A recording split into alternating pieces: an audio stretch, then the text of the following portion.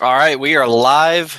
We are here in beautiful sunny Florida, and today, fight fans, we are going to be breaking down UFC 211, and I'm joined by a couple of guests I'm super excited about having on. As always, staple of these breakdowns, Rockstar Z, and for the very first time, I am joined by Daniel Levy of Half the Battle and BestFightPicks.com. Dan, welcome to the show for the first time, man. How you doing? Doing amazing, man. Thank you so much for having me. I'm stoked to talk the most stacked card of 2017 on your channel, on your show with you and my boy Z. Let's get down to business, boys. Let's do it. Z, how you doing tonight, man? I'm doing great, man. Like Dan said, ready to talk some fights and break it down from a betting perspective as always. So like Dan said, man, this pay-per-view is just stacked from top to bottom. Even the prelims, man, there is so much to look forward to. You know a card is stacked when the main event of the prelims is Dustin Poirier versus Eddie Alvarez, man. This card is amazing. I would pay $100 for this card easily. Now, I'm going to ask you guys, what stands out most on this card, man? Because for me personally, there's two title fights on this card, and the fight I'm looking forward to, hands down, not even close, is Jorge Gamebred Masvidal versus Damian Maia. What about you guys? What are you looking forward most to into this card? Go ahead, Dan. You know, man, Z? I'm gonna have to break it down towards a prelim pick and a main card pick because the card is so damn good that I can't just pick one fight. And obviously, look, with those prelims, you got to go with Dustin Poirier versus Eddie Alvarez. You just know that these two are going to stand and bang until one guy falls. And if they don't, they're going to go 15 minutes and get fight of the night. And then on the main card, you got a fight between Yair Rodriguez and Frankie Edgar. You got the legend taking on the future. And I'm very stoked about that fight, guys. Z, what about you, man? I like Chaz Skelly and Jason Knight. No matter who wins that, it's going to be fireworks. It's a good stylistic matchup. It's good, like, competitor versus born fighter. A lot of angles I like in that fight, and I just think it's going to be super entertaining. Yeah, man, not only are you getting all these name value fights, you're just getting awesome matchmaking from top to bottom. So much violence, so much beautiful work is going to be shown on this card. So, man, let's get right into it, man. You know how I do things over here, guys. I love this card from a betting perspective. I do, as of right now, have 10 plays. Probably going to be done. I don't see much else unless the line on something else gets a little bit better. I'm going to definitely take for that. But we're going to start off here with the first fight of the night and my second most confident pick of the night. We got Gadzhimurad Antigulov minus 440 taking on Joachim Christensen plus 350. I'm going to let the newcomer Dan Levy start off with this one.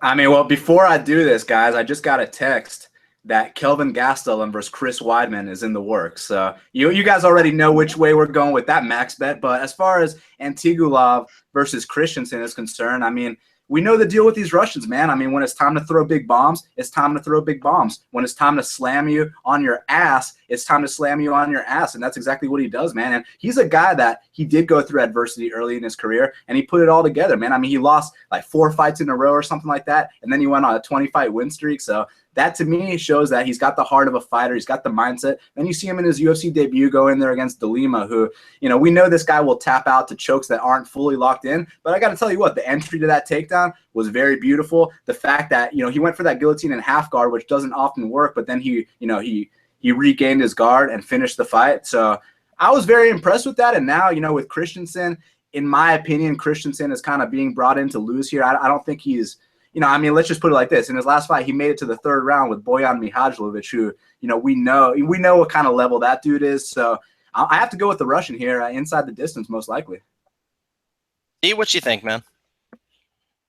Yeah, I totally agree. The problem for me here as a bettor is I don't think that submitting De Lima really makes you a minus 400. So I don't see much value on it. But, I mean, I think he's clearly going to win. I'd like to see these guys face off too, though, because I'm not sure how tall Christensen is. Not that it's going to make or break my opinion on the fight, but I just think if he's got a substantial size advantage, he does have some, you know, sneaky uppercuts and he can pose problems. Just as far as like breaking it down from a betting perspective, when you're looking at a minus 400, the way I do it is I look for any kind of chink in the armor because, you know, when you put your money behind that, it needs to be pretty much ironclad, which I think this is. Like, I think it's pretty solid if you have a bet on Antigulov. But like I said, I haven't seen the UFC level experience to really warrant that type of price tag. However, he's got solid wins on the regional scene versus a lot of tough tough Russians, tough guys on that scene with good records in their own right. So he's no joke, and he's probably going to make this look easy. So I agree with Z that Antigulov, the win over De Lima, doesn't show me enough that this guy is some kind of top 15 fighter, but he showed me enough to for sure be comfortable with fading Joachim Christensen here, because Joachim Christensen is a fighter I think very lowly of. He went out there, he got submitted by Luis Henrique, the brawler, and then he goes out there and it takes him 3 rounds to get Bojan Miholovic out of there. And man, Bojan is just one of the worst fighters in the UFC. So Joachim is just... he's a guy I'm definitely looking to fade. Fortunately, I was able to get in there quite early on Antigulov. I do have 2 units on him in a parlay at minus 260 and 1 unit on him in the distance at minus 185. I think he goes in there, takes down Joachim, either bashes him up with some ground and pound, or gets that first round submission. Pretty confident here with the Russian man. So Antigulov for the win. I do have 3 units riding on him. Second most confident pick of the night. But we're going to move on here, man, because we got an awesome fight between a couple of Hispanic fighters that are just going to throw down. We got Gabriel Mowgli Benitez minus 140 taking on Enrique Barzola plus 120. Z, I will start with you on this one. I like Mowgli a lot. I love the way he strikes off southpaw. One thing I really like about his game is he leads with the cross. And for some reason, when southpaws just lead with the cross in MMA, I love seeing that opening. He uses it very well. There's a lot of talk about how heavy his kicks are from the gym at AKA, but it's not just talk. When you go back and you watch his fight with Cecilia especially, you just tell they're heavy and they hurt, they're damaging. He mixes up the target. And the one problem I had with him in this fight was Barzola is a very strong, good wrestler, but Mowgli training at AKA, especially with DC having a recent champ camp there, and DC's a phenomenal wrestler and wrestling coach. I don't think that's a weakness. I think he's a good all-around grappler, and I really think he's just going to piece Barzola up on the feet. Now, Barzola did surprise me in his fight with Kyle Bochniak, where he incorporated more of a long-range kicking game, which was surprising because on the show, on Ultimate Fighter, he's pretty much just a grinder. So he's evolving and he has good kicks on the outside, but a lot of people, I think, they only scored that fight for Barzola because it was that expectation. He was an underdog, so the fact that he made it competitive made people lean towards him. But really, when you go back and you watch it, or at least when I did, I scored it for Bochniak. Bochniak hurt him in the first round, took him down in the first round, and then the other 2 rounds were close. So you could say that Barzola won a split, but really, I think Bochniak took it, and I think Mowgli can do pretty much the same thing, just consistently outstrike him over the course of 3 rounds. Dan? Man, I think this is a tough fight to call, dude. I mean, look, you guys know I bet Gabriel Benitez last fight against Sam Sicilia plus 150. I mean, that was easy money. We know Sam Sicilia is on his way out of the game, so it wasn't really that big of a deal. But here with Enrique Barzola, I mean, there's a kid that he's obviously well-rounded. He trains at ATT. He can take you down. He can stand and bang with you. The thing with Gabriel is those kicks, that left kick to the liver, left kick, inside leg kick to the head is disgusting. I mean, Javier Mendez went on record saying, this is the hardest kicker in my gym. Not Luke Rockhold, not Cain Velasquez, not anyone else but Gabriel Benitez. So you got to respect that. And it was on full display, not just in the Sam Sicilia fight. I mean, his other 2 wins, even his loss to Andre Fili, those kicks were on display, man.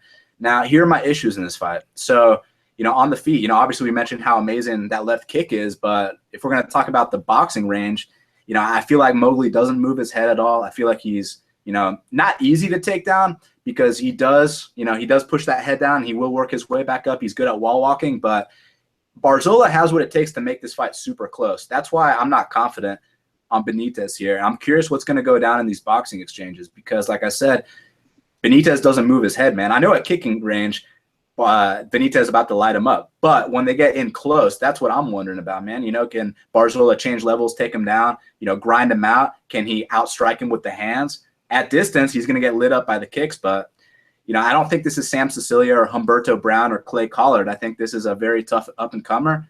But I think it's a close fight. That's why I'm not betting it. But I'll go the opposite side. I'll take Barzola. So me, man, I'm gonna agree with Z. I really like Gabriel Benitez here, man. I think he's gonna pretty much piece up Barzola on the feet. I do think those kicks will most definitely be key. And really, man, this is like the first guy that Enrique Barzola has fought that isn't a complete jobber. And the best fighter he has fought in Kyle Bochniak, who I don't think highly of much at all. He beat Enrique Barzola, and I think that fight could have gone either way. I personally scored it for Barzola, but I'm not mad at the decision. Um, Enrique Barzola. I do think his most effective path to victory here would most likely be the wrestling, the takedowns. But I think Benitez training over at AKA, working on that takedown defense with some of the Russians over there. I think he's going to be able to stuff those takedowns and work his way to a 30-27 decision. And I do have 2 units on Gabriel Benitez in a parlay with somebody later in the card. But we're going to move on here, man, because we got quite a heavyweight slop fest, man. We got Chase, the Vanilla Gorilla Shermanator, minus 130, taking on Rashad Coulter, plus 110. I'll start off with this one, man. Rashad Coulter is a guy I've been paying attention to for a little while in LFA. As you guys might know, I do quite a bit of LFA breakdowns, and I've done a bit of research on this guy before he even got the call up to the UFC, and I think this guy is probably now one of the worst heavyweights in the UFC. I don't think this dude is much of anything.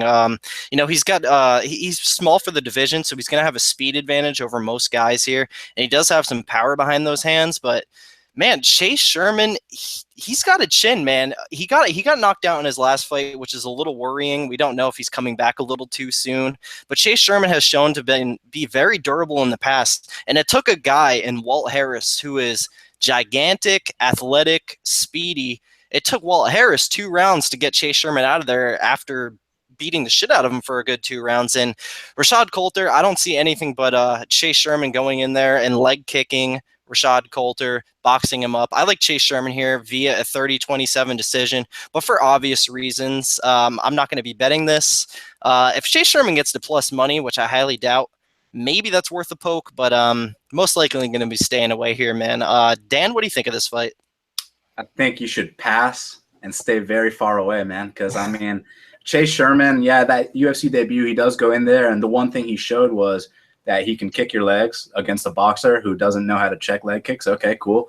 And, he got pieced up for 3 straight rounds, right? Then the next fight, you got knocked out in the second round by a dude who's like, 2-5 in the UFC? I mean, so to me, he's a jobber. I mean, look, Alex Nicholson, who's a middleweight, knocked this guy out on the regional scene, right? So Chase Sherman doesn't move that head off the center line at all, ever. And that's a big problem. Now, Rashad Coulter, I'm going to be honest, don't know much about him, but, based on his name being Rashad, I'd assume that he's a little bit more athletic than Chase Sherman. So I'm going to go with Rashad here. Oh, I got that. Z, what you think of this one, man? It's on me, eh? Yeah. I was waiting for you to tee me up. The angle I like here is a long-term angle I've been looking to play, which is the guy coming back too soon after a bad knockout. And I think that's exactly what Chase Sherman's doing. You said he's got a good chin, but he needs a good chin. And I hate fighters who need a good chin. You know what I mean? Like Dan said, does not move his head off the center line. And Rashad Coulter, on paper, he's a 35-year-old can crusher, but realistically, he's a stocky, compact power puncher. And I like that angle of guy who was recently knocked out very bad versus coming back too soon, right? Versus a power hitter. But I mean, even the KO prop it's not even at plus 200. So that was kind of an angle I was looking to play, but realistically, I can't trust Rashad Coulter with my money. So if anything, it'll be a sprinkle, not even a poke, just a little half unit shot there. But it's not something I'm looking too seriously at, just a long-term angle I've been looking to play. So moving on here, man, we got Courtney Casey minus 120 taking on Jessica Aguilar plus 100. Z, I'll start with you on this one. You always start with me on these fights. I didn't look too much into it, but I'll pick Courtney Casey. I think she's just better everywhere. I think Jessica Aguilar is done and doesn't pose a lot of threats. But as you can tell, I'm pretty much just bullshitting through this breakdown. So, Kelton, you enlighten the viewers. You're the one who did the work.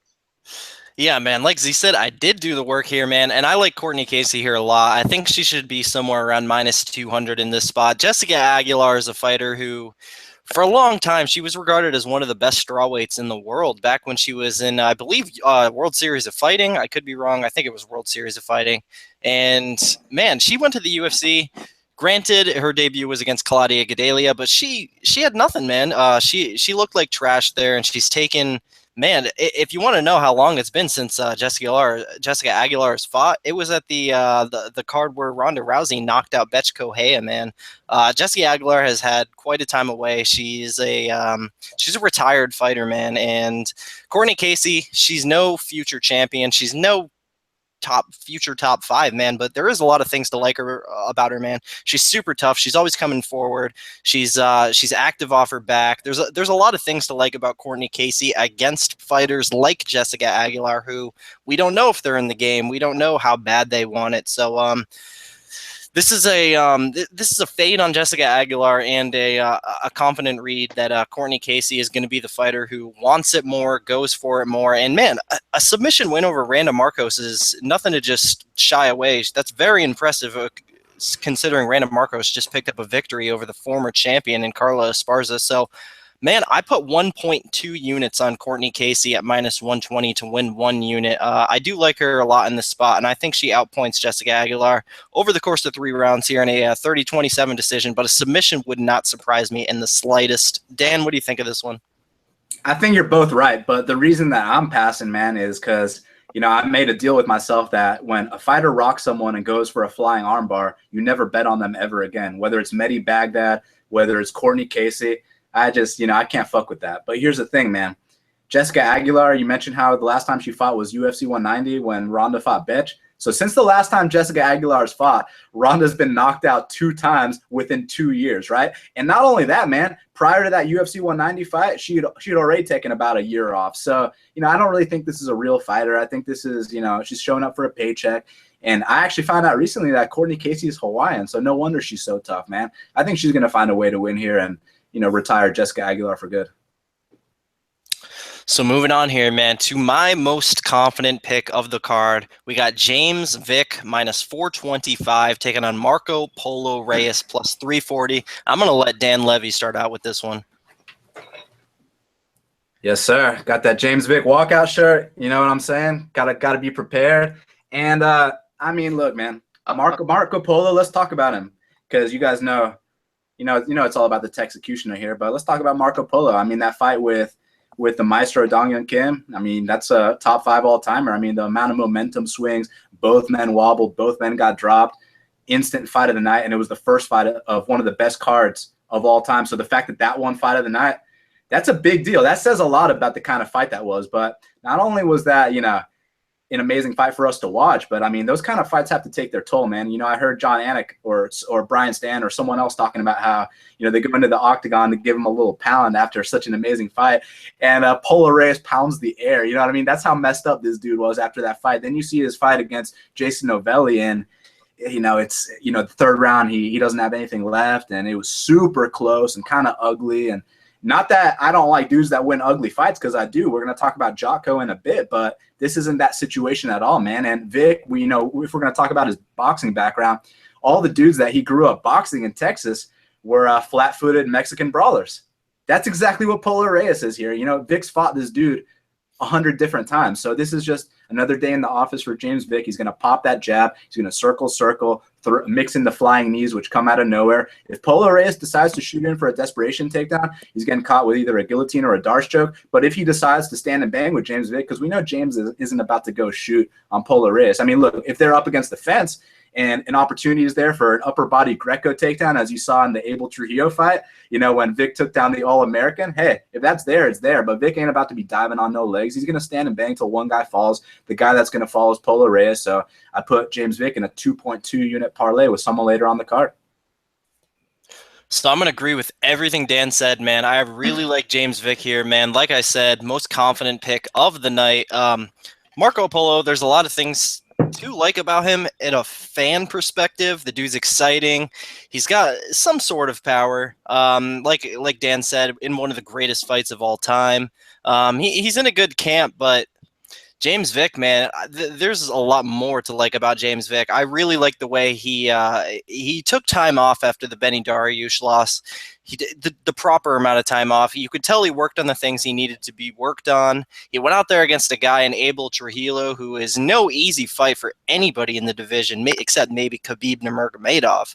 But James Vick, he went out there. It was a tough first round, and then he just went out there and pieced Abel Trujillo up with strikes, submissions, and that's the thing here, man. I think he can piece Polo Reyes up with strikes. I think he can submit him on the ground. I see him winning this fight in a lot of ways, whether it's a 30-26 decision, a flying knee knockout, or a Darce choke. I do like James Vick here quite a bit. Kelton, so sorry to interrupt you, bro, but you brought up such a good point about how the way he rebounded from that loss, because a lot of dudes, they take a loss like that, they'll never ever come back the same. You only see very mentally strong guys rebound. You look at a guy like Bisping, and you think about that fight with Hendo, one of the most devastating knockouts ever. Like, let me give you an example. For remember when Edson Barboza fought Terry Edom? Terry Edom never came back the same ever again. You know what I'm saying? He starts losing to guys like Rene Forch, and then he can't even beat jobbers in Bellator that are brought in to lose to him. But then you look at a guy like Bisping, and not only did his setbacks, his setbacks didn't stop at the Dan Hendo fight. He had to fight Vanderlei, Luke Rockhold the first time, Vitor, you know what I mean? But the dude was so mentally strong that he was able to work his way to that belt when he beat, Luke Rockhold by first round knockout. So with James Vick, he did lose to Benny, and Benny did an expert counter off a head kick, which is one of Master Cordero's specialties. But, Vick, he put his head down, he grinded, he went to Thailand, did some work at Phuket Top Team. As you saw, his usage of his range, his distance is better than it's ever looked. Because, you recall a fight with Nick Hine when Vick did get dropped. And, even though he swept Nick Hine right away and got on top, which no one talks about, still, the fact that, he wasn't moving as well as he moves now he's more defensively responsible. We're going to talk about that phrase when we talk about Dustin Poirier, but James Vick for sure is more defensively responsible, and I don't think he's chinny like other people do. It took Benny 100 shots to take this dude out, whereas the Maestro is rocking Polo Reyes with jabs. So, yeah, man, I think you're right about this one. And that's a good point about the mentality, man. I think the mentality of James Vick is very strong. And the two biggest things I look for in fighters, number two is the mentality, because the mental game is the MMA game. And number one is improving fighters. And we're going to talk about a fighter I think is improving drastically later in the main card. But yeah, man, I really like James Vick here. I think Polo Reyes really has nothing for him. Like I said, I feel comfortable with James Vick wherever this fight goes.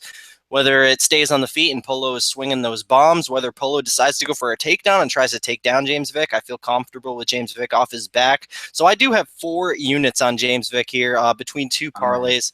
I have James Vick in a 2-unit parlay with Antigulov at -113 to win 1.78 units.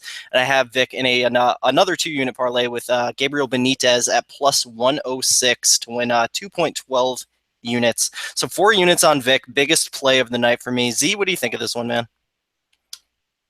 Yeah, I agree with you guys. The Gracies have a good saying, and it's he who dictates the range dictates the damage that can be done. And it's, in my opinion, it's not so much that Vick's using his length, because he always kind of used his length, but it's that his footwork, he was exchanging with Abel on his terms. Like, he dictated when the exchange began, and he exited when he wanted to.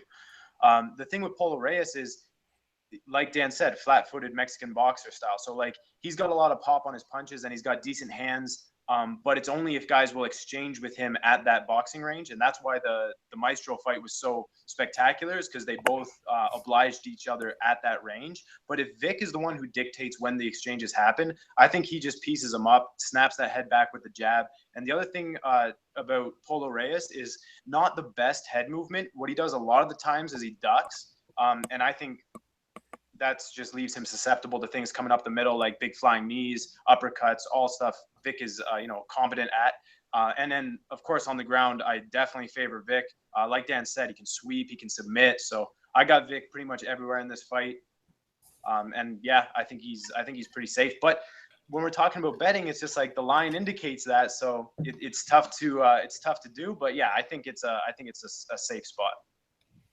So moving on here, man. Couple of newcomers. We got Jared Gordon -150 taking on Michelle or Mitchell. I'm not sure how to pronounce that. Konis plus 130. And man, I'll start off with this one. I think there's a lot more to like about Jared Gordon than there is about Mitchell Konis. Jared Gordon, he trains over in New York, New Jersey, wherever it is, over with Felipe Nover. And he also trains jiu-jitsu over with Renzo Gracie. So the guy's got a good striking base. The guy's got a good jiu-jitsu base. And the thing is, he just went out there and beat he's looking for a fight guy, and the guy he beat in that looking for a fight episode is a TriStar fighter. So the fact that he can go out there and defeat I believe the guy was 8-2, an 8-2 TriStar fighter, that's pretty impressive to me, man.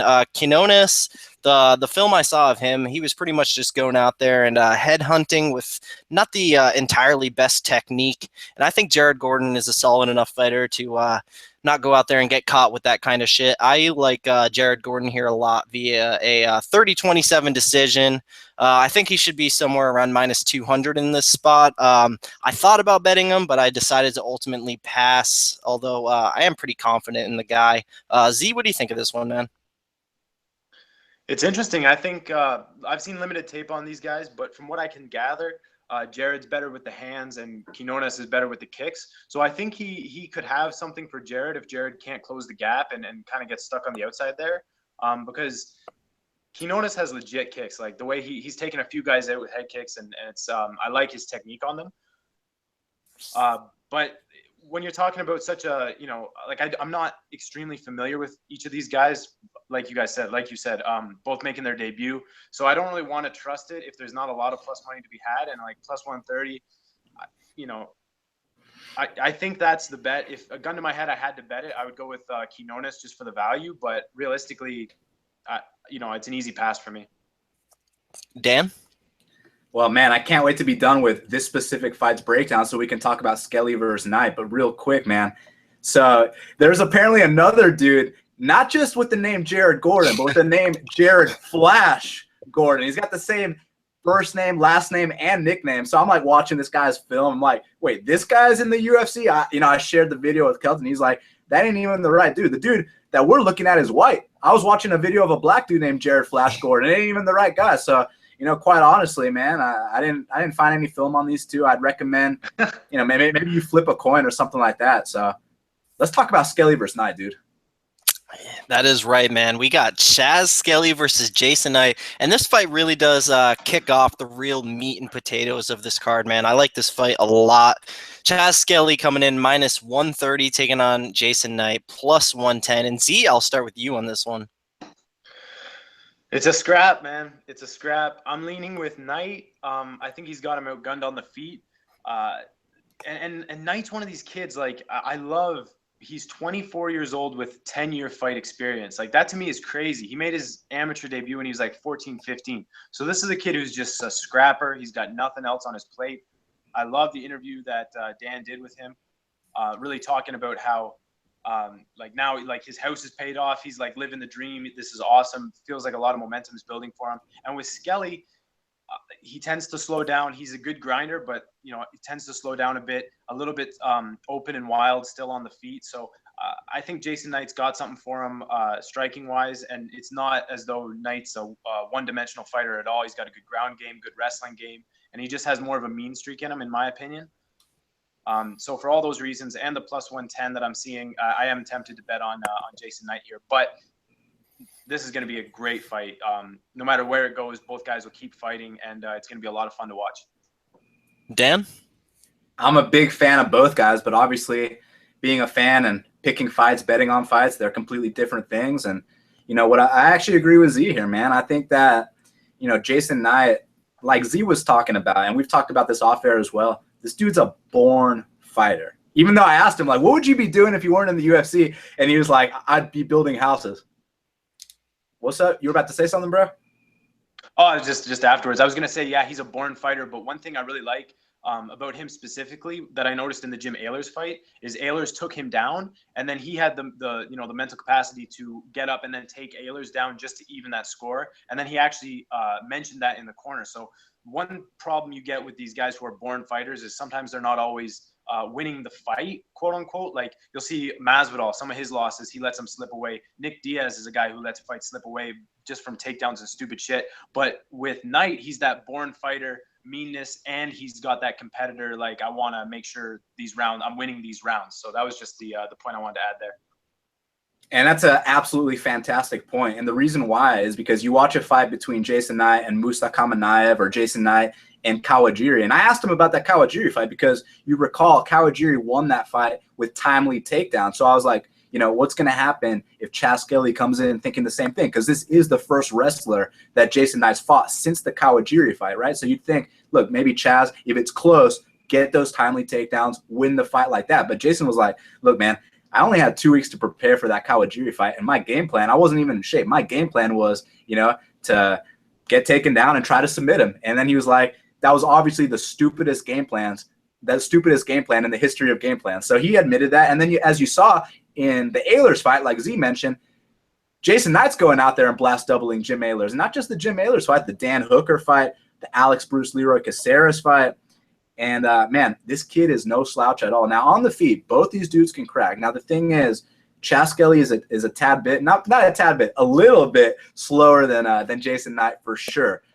But the dude's got a chin on him. You watch that fight with Kevin Souza, and he gets dropped hard with a shot that would have knocked many people out cold.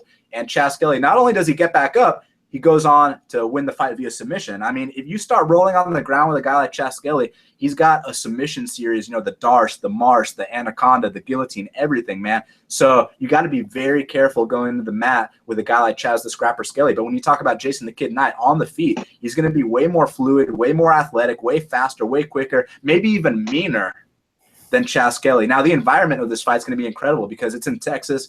Chaz Skelly's from Texas. Jason is from Mississippi, which is literally down the street in the same time zone, same everything. So he's going to have about 50 people, in the crowd cheering on him. There's going to be 100-something people cheering on Chaz. There might even be a fight in the crowd there. It's going to be incredible. But at the end of the day, I do think that the athleticism, I don't want to say the will to win because I do think Chaz Skelly is a very tough guy as well. But I think that Jason's mean streak is going to pay dividends here. He's slightly meaner than Chaz Skelly, and that slightly meaner attribute that he has is what's going to lead him to a victory here on Saturday night. So similar to these guys, man, I'm huge fans of both these guys, and they have a lot of similarities about them, man. I would say that both guys are pretty unassuming, man. Chaz Skelly with the ultimate dad bod of the 145-pound division. Jason Knight with that accent. Well, they call him Hick Diaz for a reason, so that southern accent doesn't really surprise me at all. But, man, Jason Knight, he's pretty impressive, man. He's got that ground game. He's got the wrestling. He's got the striking. There is a lot to like about this guy.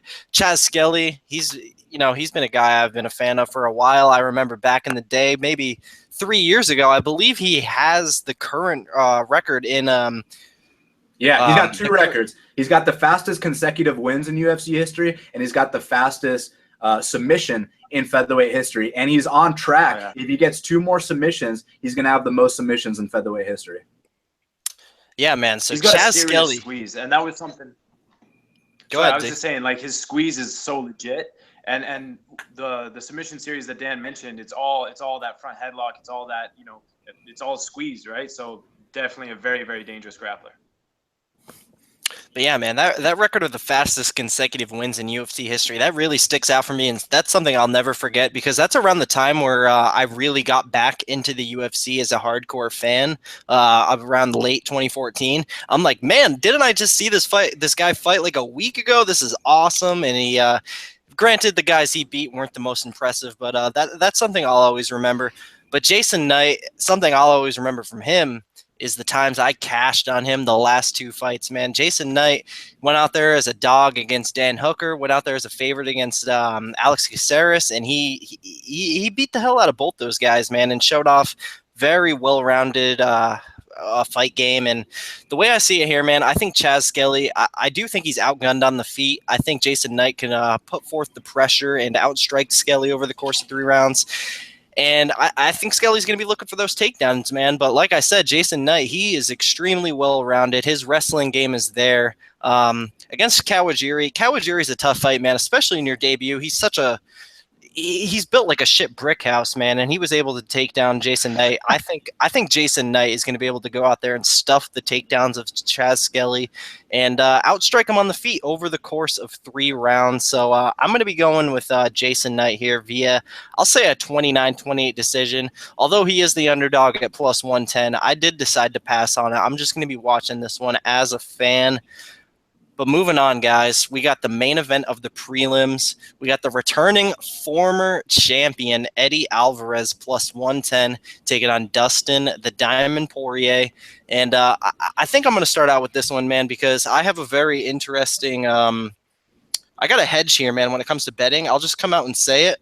I'm not extremely confident with who wins this fight. I really don't know, man. I think the odds are correct. I do ever so slightly favor Dustin Poirier, but something I am extremely confident with here, man.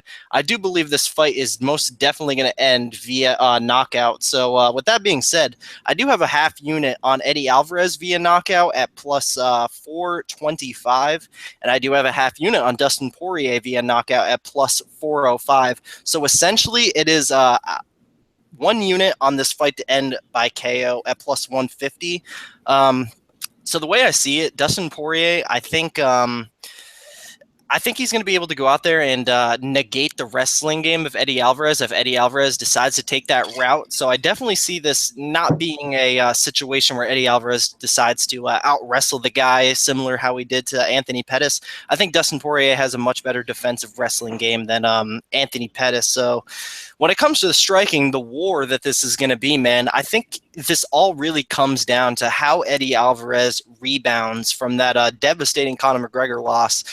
And we know how Eddie Alvarez does, man. When the fights get ugly, the fights get into a war, just strikes going everywhere, similar to the Dos Anjos fights. Eddie Alvarez is always in it, and he showed his power against Dos Anjos, rocked him, put him away in the first round, became the champ.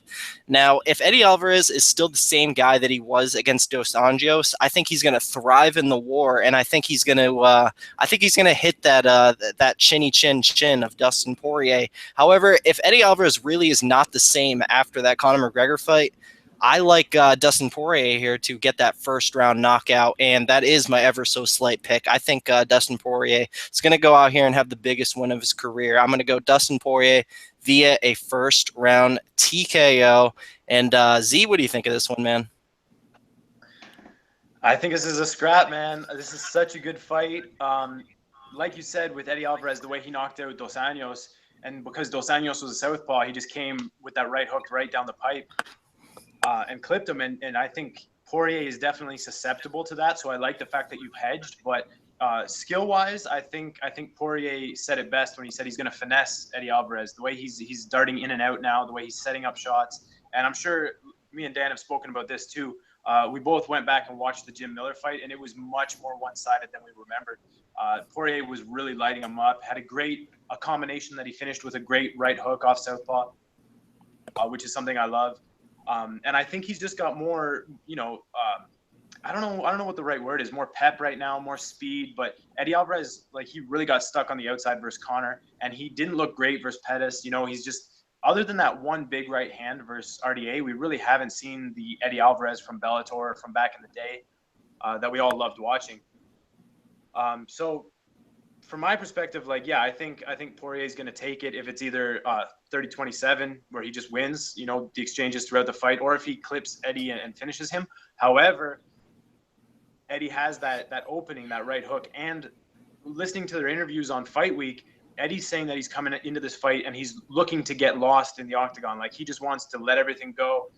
He said there was something liberating about having his worst nightmare come true, which is something I agree with. Like, I really like where Eddie Alvarez's headspace is, considering he's coming off, a brutal knockout, very, embarrassing loss. I like where his headspace is right now. And Poirier, on the other hand, he's speaking about, he actually wanted to take some time off, but when they offered him Eddie, he jumped at the opportunity. He's also moved back to Louisiana, so I don't really know what the deal is with him. He's also said that, and this is something I didn't think about, but ATT has so many fighters on this card that he says the coaching staff is somewhat spread thin.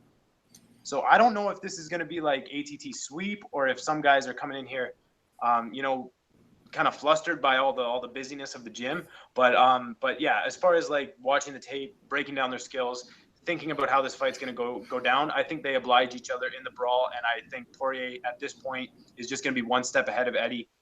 He's a bit cleaner, he's a bit more creative, he's a bit quicker, he's younger, he's entering his prime, and he's the guy who's looking at the title, looking to take out a former champ. So, you know, it's always tough to, you know, anticipate the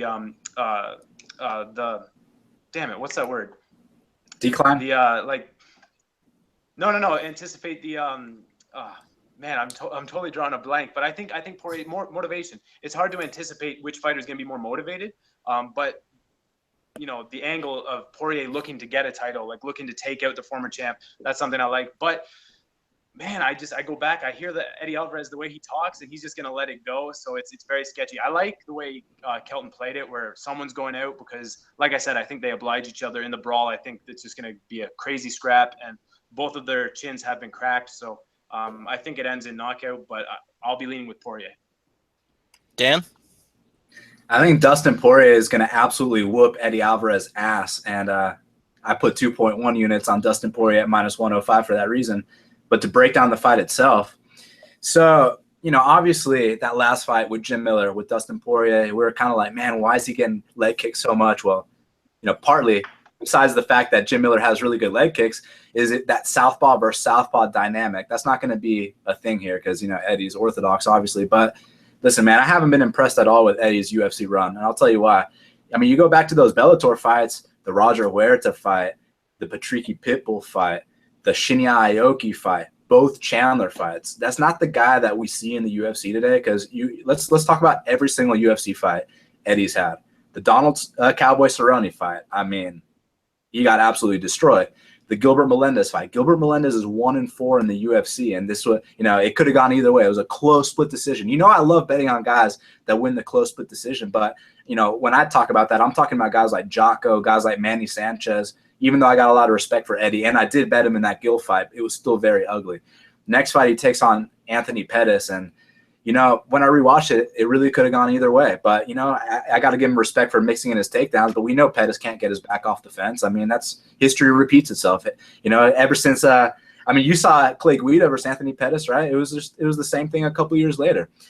Then he takes on Dos Anjos, and out of nowhere, he starches Dos Anjos in the first round. And Dos Anjos was looking unstoppable at the time. I mean, Dos Anjos is a guy that ruined Pettis, ruined Cerrone, and was just on an unbelievable run. But then you hear this interview with Dos Anjos talking about how he passed out right before the fight.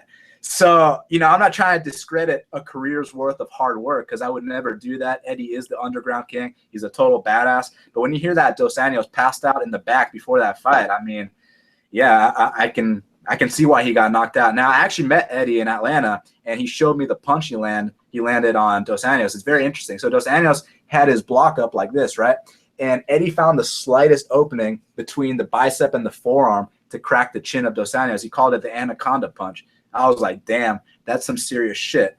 However, I don't think that's going to be a factor here, and I'll tell you why. Because, you know, people like to act like Dustin's chinny. I don't think he's chinny. I think that Conor McGregor hits like a truck, and I think that Michael Johnson looked the best he's ever looked that night. You know, that night, like my boy MMA Genius said, you know, no one was beating Michael Johnson that night. He looked so damn fast. I mean, you watch the counter that he hit Dustin with, that 1-2-3, and it just comes out of nowhere. It's so fast. You know Eddie doesn't operate with that kind of speed or fluidity at all. I mean, when Eddie throws his bombs, he lunges in there, chin up in the air, and, you know, he doesn't have, you know, this hand here to block the chin or to block a hook coming. He's got this hand down, swinging big hooks, running in. I mean, Dos Anjos was so rocked. That's why it worked. But, I mean, you saw that when he goes in there with a flying knee and falls on his back and stuff. Unless you're so rocked that you can't defend what's coming at you, you're going to capitalize on a situation like that. And I think that Dustin Poirier's long southpaw style, he's going to be throwing that jab out there. And when when Eddie tries to lunge in with that leaping left hook, that's when I think that Dustin's going to throw that straight left down the pipe, hit him in the chin, put him down. We've seen Dustin Poirier beat way faster strikers than Eddie Alvarez. I'm talking about real strikers, guys like Joe Duffy, who I'm very high on, guys. And not only did he beat Joe Duffy, he 30-26'd Joe Duffy. One doesn't simply 30-26 Joe Duffy. Then he goes out there against Bobby Green, And, when dudes beat Bobby Green, they beat him by close decision. I mean, you saw the Edson Barboza fight. You saw the Rashid Magomedov fight. Dustin goes out there and puts him down in the first round, and he drops him twice and puts him out cold the second time. I'm like, this kid is the real deal. He ran into Michael Johnson. Then he had that unbelievable war with Jim Miller, which, no one talks about how Jim Miller had a deep takedown entry in that first round. And Dustin showed serious takedown defense, something we're going to talk about with Jorge Masvidal coming up.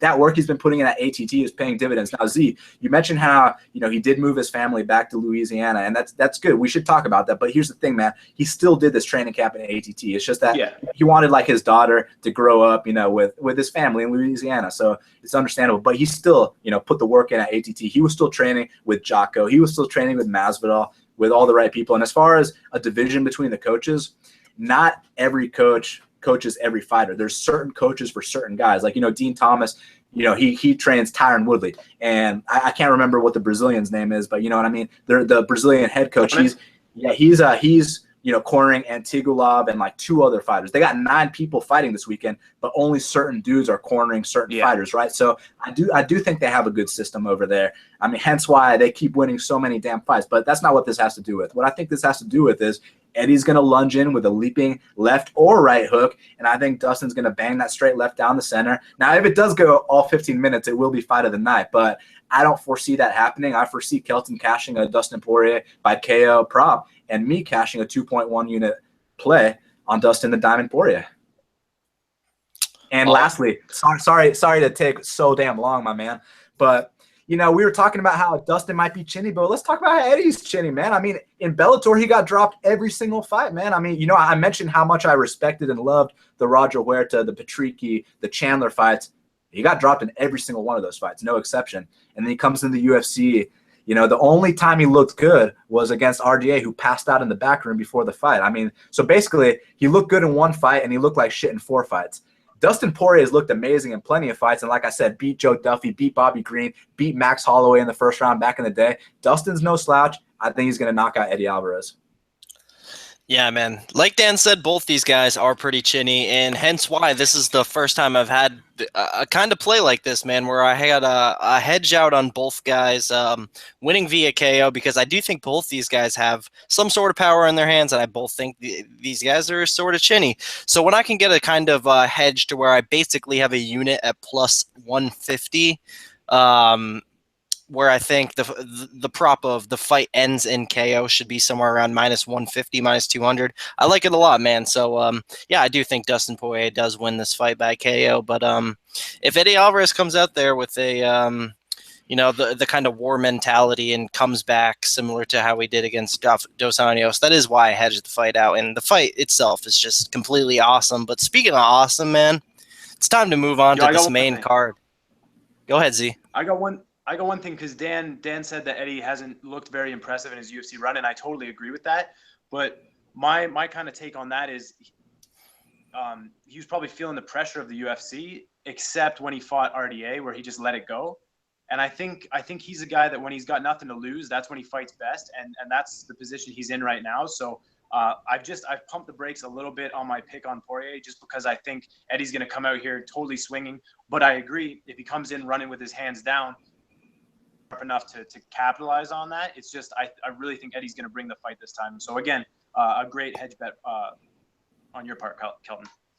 Thanks, my man. So moving on to this main card, man. Yeah. So getting bumped up to this main card because of Henry Cejudo possibly pulling out due to a weight issue. Officially, it's a hand injury, but I'm thinking it's a weight issue there. We got Christoph Jotko minus 150 taking on David Branch plus 130. I'm going to let the man Dan Levy start out with this one.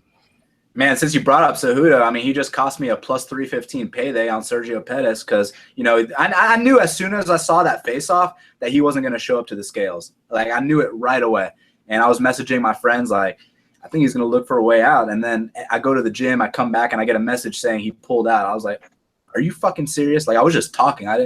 But fuck, I'm so pissed. I fully plan on cashing that plus 315, but that's the game we're in. We got to accept it and move on. And I am accepting it and moving on because we got Christoph Jotko versus Dave Branch. This is a hell of a fight, man.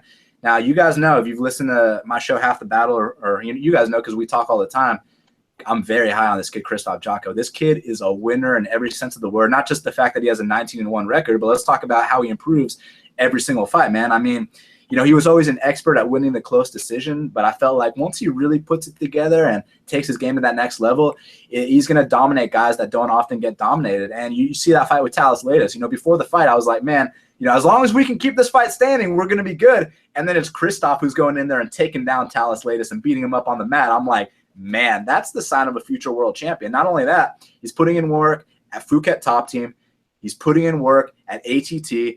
And not only is he putting in work at ATT, he moved to Florida. That just shows the kind of commitment this kid has, that, you know, he put everything aside at home at Poland. You know, he does have loyalty, but he was like, look, man, I'm more loyal to myself. I want to be the world champion. So I'm going to train with the people that are going to help me get to that point. And, you know, we talked about Jason Knight. We talked about James Vick, how both those guys looked astronomically better in their last fights. And coincidentally enough, both those guys also train at Phuket Top Team, where, you know, Jotko has been putting in work, and ATT as well. So I think Jotko's going to come prepared. Now, Dave Branch is no slouch at all, man. I'm very impressed with this guy, you know, because a lot of people remember the Gerald Harris knockout where he got slammed. You see it on ESPN, top 10 highlight reel. He gets cut from the UFC after that Paul Harris fight. Now, after that point, with a lot of dudes, you know, they completely fall off. They lose their first fight in a smaller organization to some no-name. You see that all the damn time. David Branch put his head down and grinded. He became a 2-division world champion in WSOF, beat a bunch of UFC vets, you know, Yushin Okami. But here's the thing, man. I think he's returning to the UFC slightly too late in his career. I do think he's getting up there in age. I do think he's going to have a lot of success. I mean, you put him up there against Elias or Brad Tavares or something like that, and I got Dave Branch. But here against Jotko, wrong place, wrong time. Now, you know, Branch is slick. He does pop that jab, does have very good movement. If it's time to take you down, it's time to take you down. But the thing is, Jotko's got him outgunned everywhere. Jotko's more athletic. He's faster. He's more creative. And Jotko's just way too hard to take down, you know, especially up against the fence, man. You're not taking Jotko down up against the fence. And then on the feet, man, as you saw, he's more confident than he's ever been. You saw that knockout of Tamden McCrory. Now, I know a lot of people are going to discredit that. Oh, it's Tamden McCrory. But, yeah, before that fight, everyone was picking Tamden. I mean, not everyone, because, you know, some of us were picking Jotko at plus 200. But I'm just saying, man, Barncat was super hyped going in that fight. I mean, he knocked out a couple of scrubs in Bellator. He destroyed Josh Saman, rest in peace. So he comes in there as a minus 240 favorite against Krzysztof Jotko, and Jotko puts him out in under a minute. Not only did Jotko put him out in under a minute, Jotko changed his life to where Tamden was never the same ever again, as you saw when Tamden took on Nate Marquardt, and, you know, it was sad to watch. So in this fight, man, like I said, Jotko's faster. He's more athletic. He's more agile. He's going to find a way to win here. I'm going with a 30-27. So I put Jotko in that 2.2 unit parlay with James Vick. So I completely agree with everything Dan's saying, man. Like I alluded to earlier in the show, the number one thing I look for in a fighter is improvements. And this kid, Krzysztof Jotko, is improving day to day, man. Like Dan said, he was out there winning all these close split decisions. Now he's going out there and knocking out Tamden McCrory in less than a minute. He's going out there and winning a clear decision over a very good fighter in Talis Ladies. And I like Brazil. In Brazil, man. So Krzysztof Jotko, he's got it all, man. He's improved on that ground game. Very good ground game. Good wrestling for a European guy, and obviously that striking is top notch. Very athletic, good size for the division. There's a lot to like about Krzysztof Jotko. So I'm on the bandwagon, just like Dan is. I'm very high on this guy. And on the other side, Dave Branch. Once again, agreeing with Dan, I do think it's a little too late for Dave Branch to come back here to the UFC. Guy's 35 years old, but even then, man, I was looking at his WSOF record here, and man, I'm not impressed by the guys he's beaten over in WSOF. You look at Lewis Taylor, Vinny Magalhaes, Clifford Starks, Teddy Holder, Jesse McGillicott. Not impressive guys whatsoever. A shot done Yushin Okami, in my opinion, submitting a guy in Jesse Taylor who has not much sub defense at all. I'm not win impressed. tough. Yeah, he just might win tough, but who's really on that season anyway? But Dave Branch, I do. Man, Dave Branch, the best thing about him is probably that submission game. And the one lone loss of Krzysztof Jotko's career is a submission loss to Magnus Siedenblad. So obviously he's shown improvements, and I was a little wary at first. I'm like, all right, so Dave Branch, he's a very good submission guy. Jotko, his only loss is by submission, and I kind of held off on taking a bet on Krzysztof Jotko. And then I watched some of his older fights against the European guys like Brad Scott and Scott Askham, and then I watched his most two recent fights against Talis Ladies and Tammin Nkrumah, and like I said, man, the improvements are there in every aspect of the game. So I think even if Dave Branch can get this fight to the ground possibly once or twice, I think Jotko can absolutely hang there. But the way I see this going down is Krzysztof Jotko piecing up Dave Branch on the feet for the most part. So I got Jotko via a 30-27 decision here. And I do have one unit on Jotko in a parlay, and I got that paired up with that Antigulov wins in the distance. So I got Jotko paired with Antigulov wins in the distance at plus 160, one unit to win 1.60. Z, what do you think of this one? I kind of disagree. Like I'm with you on the pick, Kelton, but I think Dave Branch has something for Jotko on the feet. Like if you look at it at Jotko's record, I really think Dave Branch is the best striker he's fought. Dave Branch has a very good jab, very good, like Dan Tom doesn't like this expression, but a very educated lead hand, which is something I like a lot. But I mean, Jotko, one takeaway from him is his breakdancing experience. I really think that translates to MMA very well. He's got this thing where he's light on his feet, but at the same time, it's like he's attached to the ground. Not in the sense that he's like plodding or flat-footed, but for some reason, and it's in his base as well. When he's grappling, extremely hard to sweep. Hard, like always has, just draws a lot of power from the ground is what I noticed. But I agree. I think the difference in this fight will be the output of Jotko. I think he fights at a much higher clip. Going to be able to put the volume on Dave Branch. Plus, he's a little bit younger, a little bit fresher. Definitely, coming into his own as a fighter right now. So I'm leaning with Jotko as well. But I look down this line, and I think this could be a pitter-patter back-and-forth fight. And with Dave Branch being the best striker that he's fought, in my opinion, I think that could pose some trouble. But I too am on Jotko here. So before we move on to the next fight, quickly going to bounce off something Dan said. Me personally, I fully expected to cash my 2.5 units on Henry Cejudo and a couple of parlays there. But like I said, Henry Cejudo had to go out and pull out of the fight, man. But was very confident in the gold medalist. But moving on here, man. The opportunity presented itself to find a way out, and he took it with full grasp. But you know what, man? You're lucky it happened now and not on Saturday night, Yeah, man. You know what I wish?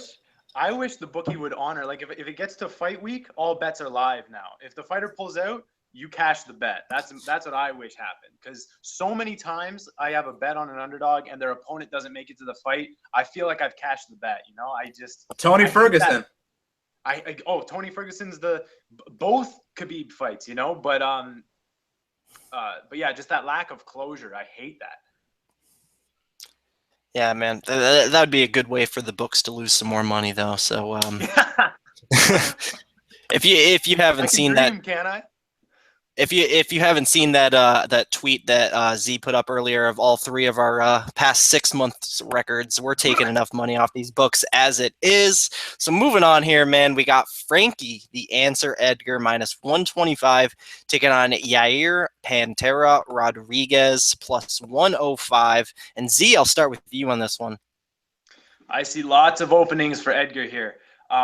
When Yair wins this fight on the outside. If he can maintain distance, I think he can. I'm confident he can win with those kicks from the outside. However, Frankie Edgar, with his pressure boxing style, with his mobility on the feet, I think he can just bob and weave his way into the pocket. Pressure box leads to takedowns. And the thing with Yair, when he's throwing these kicks, guys can tip him over. Guys can grab a leg and just lots of openings for him to be taken down. The only problem is, luckily for him, rather, he hasn't fought a wrestler on Frankie Edgar's caliber yet. I really think there's lots of openings for Edgar to make this look like the Cub Swanson fight. And I'm just not sold on Yair. I think if you want to play the angle of young 24-year-old athletic explosive prospect versus an aging competitor, that angle I understand. But if Frankie Edgar comes in and he's not diminished yet, he's not fallen off the cliff, I think this is a good fight for him, man. I just think I don't know what's going to happen if Edgar gets on top. Like, I know Dan will say, oh, he'll pop right back up, but I haven't seen him do that versus a good top-heavy wrestler. And also the logic has been thrown around that, well, if Jeremy Stevens can land a flying head kick on Yair, on Edgar, then Yair can do it as well. But my take on that is Jeremy is a big, solid, experienced wrestling-based fighter. A lot of people think he's a striker, but he's a wrestler first, been wrestling since high school. So he was able to keep the fight on the feet, whereas Yair hasn't shown me that type of takedown defense. So in my opinion, I think this is a pretty dominant win for Frankie Edgar, unless he gets decapitated with a tornado kick. But I just don't think that's likely, especially considering the line where it is right now at like plus 110, 120 for Yair. Definitely not enough plus money for me to bet on him landing that kick. And I actually think there's value on Frankie Edgar right here. Just the more experienced fighter, the more well-rounded fighter. And I don't think he's fallen off the cliff. I think he's had some tough fights against Aldo and Jeremy. But both those guys have tremendous takedown defense, so he was kind of forced to exchange with them, and that led him into some trouble. But I don't think he'll be forced to fight Yair where Yair is best here. Even if he doesn't get him down consistently, just that pressuring style and making Yair back up to the fence.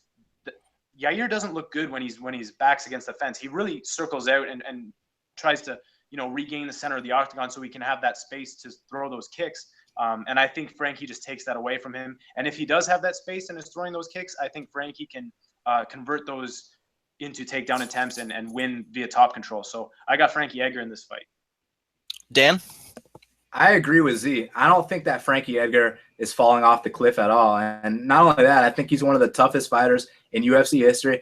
Personally, he's my hero. I fucking love Frankie Edgar. I mean, how can you not look up to a guy like that? Watch the Gray Maynard fights.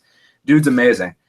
But let's break down this stylistic matchup. What do Jeremy Stevens, Cub Swanson, and Chad Mendes all have in common? What they all have in common is they all want to fight you in that boxing distance and range, which is exactly what Frankie Edgar wants. So basically, he's being handed that range on a silver platter. Like, they're like, we want to stand up and box with you. Okay, perfect. That's what I want too. You know who doesn't want to stand up and box with Frankie Edgar? You know who doesn't want that boxing distance and range with Frankie Edgar? Yair Rodriguez. Now listen, man, you talked about how Frankie is, his mobility and this and that. I agree. That in and out movement, that lateral movement, he's unbelievable in and out of the pocket. But who I think has better movement, who's more athletic? I think Yair's got way better movement than this guy, man. I think Yair's going to be moving all over the place, keep this fight at kicking range, which unlike Cub, Jeremy, and Chad, that's not what they wanted. That's what Yair wants. Now, if Frankie does find a way to close that distance, which let's emphasize the closing the distance, it's going to be very tough to close the distance because once again, that range isn't about to be gifted to Frankie Edgar. He's going to have to work for it, man. So let's say he does work for it. Let's say he does close that distance, and let's say he does take Yair down. Maybe he keeps Yair down. Maybe he mauls him like he did a Cub. Maybe Yair throws up triangles and they don't actually, they don't submit Frankie, but he's able to create a scramble, get back up to his feet. Either one of those won't surprise me. But what I really think is going to happen at the end of the day is that I think Yair's coming in here prepared. He's going to keep the distance that he needs to get off on, his strikes, which he's known for. And I know when you're going up there against BJ Penn and, it's kind of a joke to you. You're throwing all kinds of crazy ass shit. And, one of those times, you sent me the clip, he throws the spinning kick and, BJ puts him up against the fence, didn't take him down, but put him up against the fence. Then, Yair circles out. I think he's going to be a little bit more mature than he was then. Cause when I saw that fight with Charles Rosa, just all the techniques he was throwing, I was like, man, once this kid gets it together, look out, the sky's the limit because the athleticism. I mean, you remember when John Jones fought Andre Guzmão? So you'd see like the flashes of all the spinning shit, but he wasn't quite technically sound, but you saw the athleticism, you saw the potential for a future star, a future virtuoso. And that's exactly what I see with Yair Rodriguez, man. I saw it since I cashed that plus 200 against Charles Rosa. So I see something unique. I feel like the techniques he does are unlike anything that anyone else does. I mean, when it comes to flash, you see the occasional flash, whether it's the Edson Barboza spin kick at the 3rd round, whether it's, Anthony Pettis jumping off the fence in the 5th round, in the 5th round of a fight that's tied 2-2. With Yair, you see it almost every 10 seconds. And, I do favor fundamentals over flash all day. But the thing is, the reason he's able to get off on that flash, in my personal opinion, is because his fundamentals are sound. I mean, who else goes in there and blast doubles a guy like Andre Fili? Even Hakran Diaz couldn't do all that. Not saying that Yair's about to do that to Frankie, but I'm just saying, man, he doesn't get enough respect. I took a 2-unit shot at plus 150, and I don't think Frankie's on his way out at all. Now, real quick, what did Benson Henderson do in the 1st round of their fight? Now, I know, Frankie won on my scorecard, but the 1st round of the fight, Benson was dropping him all over the place with kicks, man, with leg kicks. He had a nice front kick to the face. Jose Aldo also had a nice front kick to the face against Frankie Edgar.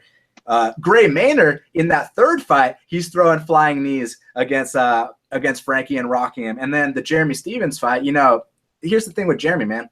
When he throws a flying head kick, it's slow, it's stiff, it's telegraphed. It comes from a mile away. With Yair, it's so much faster than Jeremy Stevens. It's so much more athletic. It comes out of nowhere. I think he can surprise Frankie Edgar and catch him. I don't think it's going to come down to chin or Frankie diminishing. I don't buy that at all. I think Frankie is the number 1 guy in that division. Maybe the number 3 guy behind Jose and Max, right? But look, I think he's a legend. I think he's unbelievable, and I don't think this is going to be. What sucks about this is I think after Yair knocks him out, people are going to be like, "Oh, Frankie needs to retire," and that's going to really piss me off because I don't think Frankie needs to retire at all, man. I think he's just going to simply get caught by something he doesn't see coming out of nowhere. And I want to talk about that Jeremy fight. Frankie was going for those takedowns, and I mean, Jeremy would pop right back up. Jeremy's not known for doing that, man. I mean, Jeremy's a 500 fighter, man. You know what I'm saying? I feel like a kid with this kind of athleticism can make, can close that gap in short amounts of time. Just the sheer athleticism. You see John Bones Jones going in there, outstriking Shogun with only 2 years of striking experience. It's because that athleticism carries him over, and obviously the mentality too, because these dudes don't quit. So I'm going with the next generation, man. I'm going with Yair Rodriguez, 2 units plus 150. So I think both these guys. Go ahead. You want me to go? I was just going to counter the point of like how Yair throws these kicks so frequently.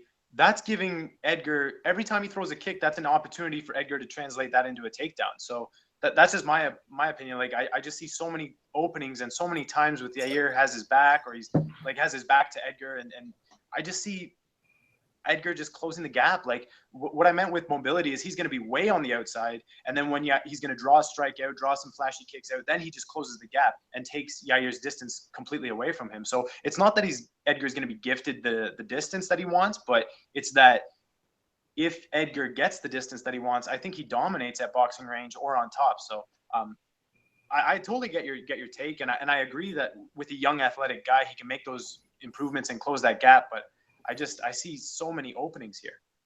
I mean, I'm sure that Frankie Edgar's team sees what you see. I'm sure Mark Henry and them are game planning around exactly what you said. Now it comes down to, can they execute it? And that's what I put my money on, 2 units at plus 150 to say that he can't. Respect. So, man, both these guys said it all, man. Great points. Like Dan said, I do think Yair Rodriguez definitely has the fundamentals down, which is why the flashy stuff has worked so well. And I definitely don't think Frankie Edgar is a shot fighter. I think Frankie Edgar is a fighter who's still very much like a top 3, top 5 guy. But that all being said, man, I think Frankie Edgar is the perfect guy to give Yair Rodriguez that very first loss, man. So the thing is here, like these guys said, if Yair Rodriguez can stay on the outside, he is going to win this fight. But the thing is, a lot of people are talking about the size here, man. Yair Rodriguez, he's so much bigger than Frankie Edgar. But the thing is, I think that's going to work as an advantage to Frankie Edgar. That speed is going to help him get on the inside, pressure Yair Rodriguez, get those takedowns. Whether Yair Rodriguez can get back up or not, I don't think that matters, because I think Frankie Edgar is going to go ahead and keep taking him down and consistently land those takedowns. Now, I most definitely do. I can see Jared Rodriguez landing some kind of flashy kick. Frankie Edgar, obviously one of the most legendary chins in UFC history, but Dan Henderson used to have one of the most legendary chins. All good chins must come to an end. So I wouldn't be completely surprised if Jared Rodriguez goes out there and lands that sort of low percentage flying kick or whatever he decides to throw, because you never know what this guy's going to throw, man. But I'm confident enough to put my money here on Frankie Edgar. Like I alluded to earlier, Henry Cejudo, he did pull out. I had a 1-unit play on Frankie Edgar and Henry Cejudo. Fortunately, I just have 1 unit on Frankie Edgar straight here to win 0.61. I got that at -165. Clearly should have waited. Like Z was telling me before we started the show, he was giving me props on getting early in some of these lines and getting such good lines. But it goes both ways, man. If I try to get in there early sometimes, I paid the price. And obviously, Frankie Edgar -125 now. Obviously should have waited, but I'm still confident here, man. So 1 unit on Frankie Edgar straight. But moving on here, man, to the people's main event, the feature bout of the main card here. We got Jorge Gamebred Masvidal -130 taking on Damian Maia +110. So this one, when it comes to an actual breakdown, it's clearly a no-brainer that it's a striker versus grappler here. And I'm going to have a very unpopular opinion, but I am not as impressed with Damian Maia's current run as most people are. I think his last fight, he went out there and beat a Carlos Condit who is not much into the game anymore, man. The guy's kind of done. The kind of things he was saying after the fight, he just was. He's not that kind of guy. That elite guy like Jorge Masvidal. Before that, Matt Brown, who is another fighter who's not saying the kind of things that Carlos Condit's saying, but it's kind of becoming a shot fighter. And Matt Brown rocked Damian Maia in that 3rd round, man. And I would say, honestly, another unpopular opinion, the most impressive win of Damian Maia's current run, I would say, is the Ryan LaFlare win, man. The fact that he was able to go out there and take down a wrestler the caliber of Ryan LaFlare is very impressive, man. But here, man, against a very, very game-bred Masvidal, I think Jorge Masvidal is going to be able to go out there and stuff those takedowns against the much aging Damian Maia. Not much people want to talk about how the guy's approaching 40 years old, and Jorge Masvidal, he's finally turned that corner to where he's not winning those close decisions anymore. He's going out there and finishing guys like former title challengers like Donald Cerrone. And I think Jorge Masvidal, this is the best he's ever looked, and I think he's going to be able to go out there and stuff the takedowns. Whether he gets the knockout of Damian Maia, I don't think that matters much, because I think he's going to be able to stuff the takedowns consistently and outstrike Damian Maia consistently, and I think he's going to go out there and get that title shot, man. I really like Jorge Masvidal, and I was lucky enough to get in on him early at +135. I have just 1 unit on Jorge Masvidal. I was thinking about putting more down on the guy. I still might hit that KO prop possibly, but I think I'm just going to leave it at 1 unit, because Damian Maia, he has burned me in the past, and I don't feel like getting burned too bad again. But definitely want to have some kind of money down on the line with Jorge Gamebred, because the guy's been cashing for me consistently as of late at 170 pounds. So, yeah, man. Dan, what do you think of this one? I think both these guys are amazing. I mean, Damian Maia, he's known obviously for his jiu-jitsu, but it's not just a case where, he'll pull guard and sweep you like he did Neil Magny. It's really the chaining of the takedowns up against the fence. You start defending that double leg, then you get put down with a single leg. You start trying to retain your guard, then he passes to full mount. I mean, then you start, trying to shrimp, get a half guard, then the dude takes your back and chokes you out. He's unreal, man. Now, I agree with you 100% about his last 3 wins. On paper, they look like, dude, Matt Brown, Carlos Condit, Gunny Nelson. On paper, that's the who's who, but this is how I look at those 3 wins. I look at Gunnar Nelson, who went out there fighting with his ego on the line. His game plan in that fight was, I'm going to go out there and out-grapple Damian Maia. You know, that's the dumbest game plan I've ever seen in my life. I mean, that's almost like back in the day when dudes would be like, I'm going to stand and bang with Paul Daly. You know what I'm saying? And then they'd get launched with that left hook across the cage. So, you know, if your game plan is to go out there and out-grapple Damian Maia, you're probably going to lose the fight. You know what I'm saying, man? So I 100% agree with you. Ryan LaFleur is his best win. And, you know, we don't need to talk about the 5th round when he lost a point due to timidity because he kept flopping to his back because he was so damn gassed out. Let's talk about that Carlos Condit fight. So Carlos, one of the most exciting fighters in UFC history, known for his durability, all kinds of wars throughout his career. The Martin Kampmann fights. I mean, the shit he had in WEC, that 4-round war he had with that really tough Asian guy in the WEC. I forget the dude's name, but that one was unbelievable. The Robbie Lawler fight, obviously. But look, after the Robbie Lawler fight, he had a little semi-retirement stint, and then he thought, you know what? I'm going to come out here against this jiu-jitsu guy, probably not take any damage and knock this dude out. Goes out there, gets taken down, which we know Carlos Condit has about a 32% takedown defense. So Carlos is known for getting taken down, but he usually gets back up. Now, here what happened was he got taken down with a single leg, and Damian postures up, throws one elbow. You can watch it. Go back, watch the tape. This is exactly what happened. Taken down with a single leg, is in his guard. Damian lands one elbow. Now, after that one elbow, you could see the fight completely leave Carlos Condit, which is something that would have never happened in the past. I mean, this is a dude that used to eat. I mean, you could go in there with a baseball bat, hit him across the face, and then he'd head kick you and smile, right? But in this fight, it was just sad. You know, the fight game is so real, man. The fight game takes so much away from you once you get to that point in your career. One elbow, he's completely out of it. Damian passes to full mount. Carlos gives up his back, and Carlos gets choked out for the first time since 2006 when he lost to Pat Healy by submission. Okay, so that just tells me that that wasn't, you know, the prime Carlos Condit we know. But you see a name like that on your resume, you see a first-round win over a guy like that, you're like, man, you finished Carlos Condit. You watch the Matt Brown fight. Matt Brown, also one of my all-time favorite fighters. Matt Brown's also a retired fighter. Matt Brown bounced Damian's head off the canvas in the 3rd round, but then he got on top of him and got swept. I mean, the thing with Jorge Masvidal is the way he sprawls, the way he pushes that head down, his posture, everything, his hips, man. It's nothing like Matt Brown. Matt Brown didn't have a – look, go back and watch that 3rd round of Matt Brown, Damian Maia. Matt Brown didn't have no sprawl when he got on top and tried to, you know, follow up with that ground and pound, man. He let himself get swept. Jorge Masvidal is not about to let himself get swept, man. If he gets taken down, it's probably going to only be in the 1st round, and it's probably only going to be brief. Because after that, I mean, look, Jorge Masvidal is a guy that trains with Colby Covington every single day, the D1 All-American, one of the best wrestlers in the game.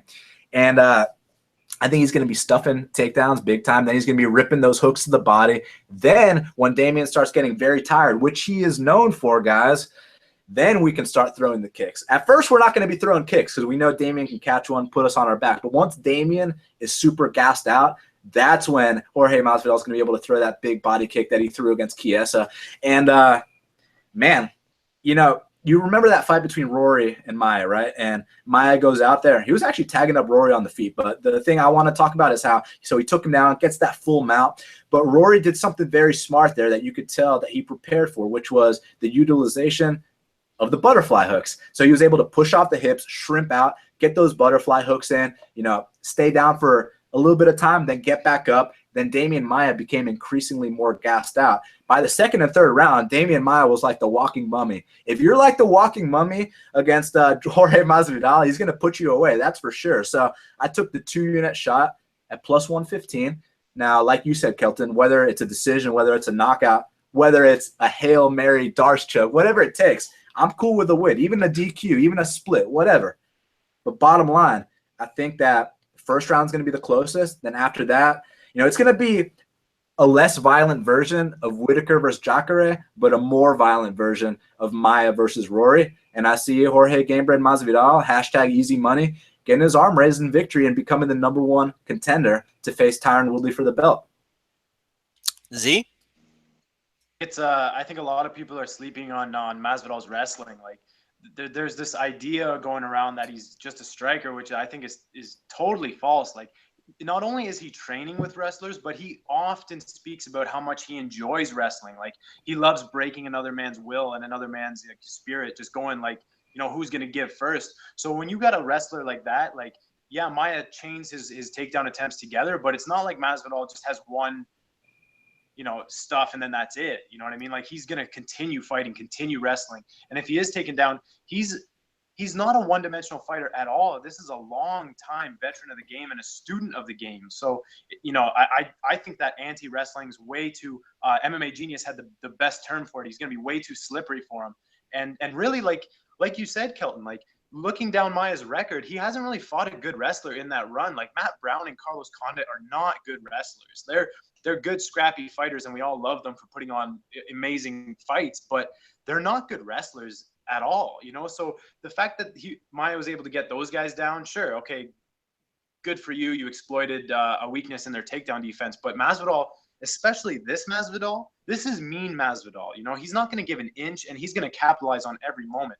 Now, also, as the fight's playing out on the feet, Masvidal is so tight and technical and defensively mindful that it's not as though Maia can, duck under a hook, a sloppy hook, and then get inside. Like, he's going to have real trouble closing that distance. So what I think is going to happen is Maia's going to begin to shoot from way too far out. Masvidal capitalizes on that, really breaks his will early. And I see people in the comment section here saying that Maia looks huge. I don't think that matters, man, because his gas tank is shallow. And you know who else looked huge compared to Masvidal was Cesar Montanch. And what happened in that fight was Masvidal KO'd him off a clinch break. So he's striking from all ranges. And also, look at that Cowboy fight compared to some of Masvidal's earlier fights. He's fucking jacked now. Like, he's fully filled out that frame already. He's in the prime of his life.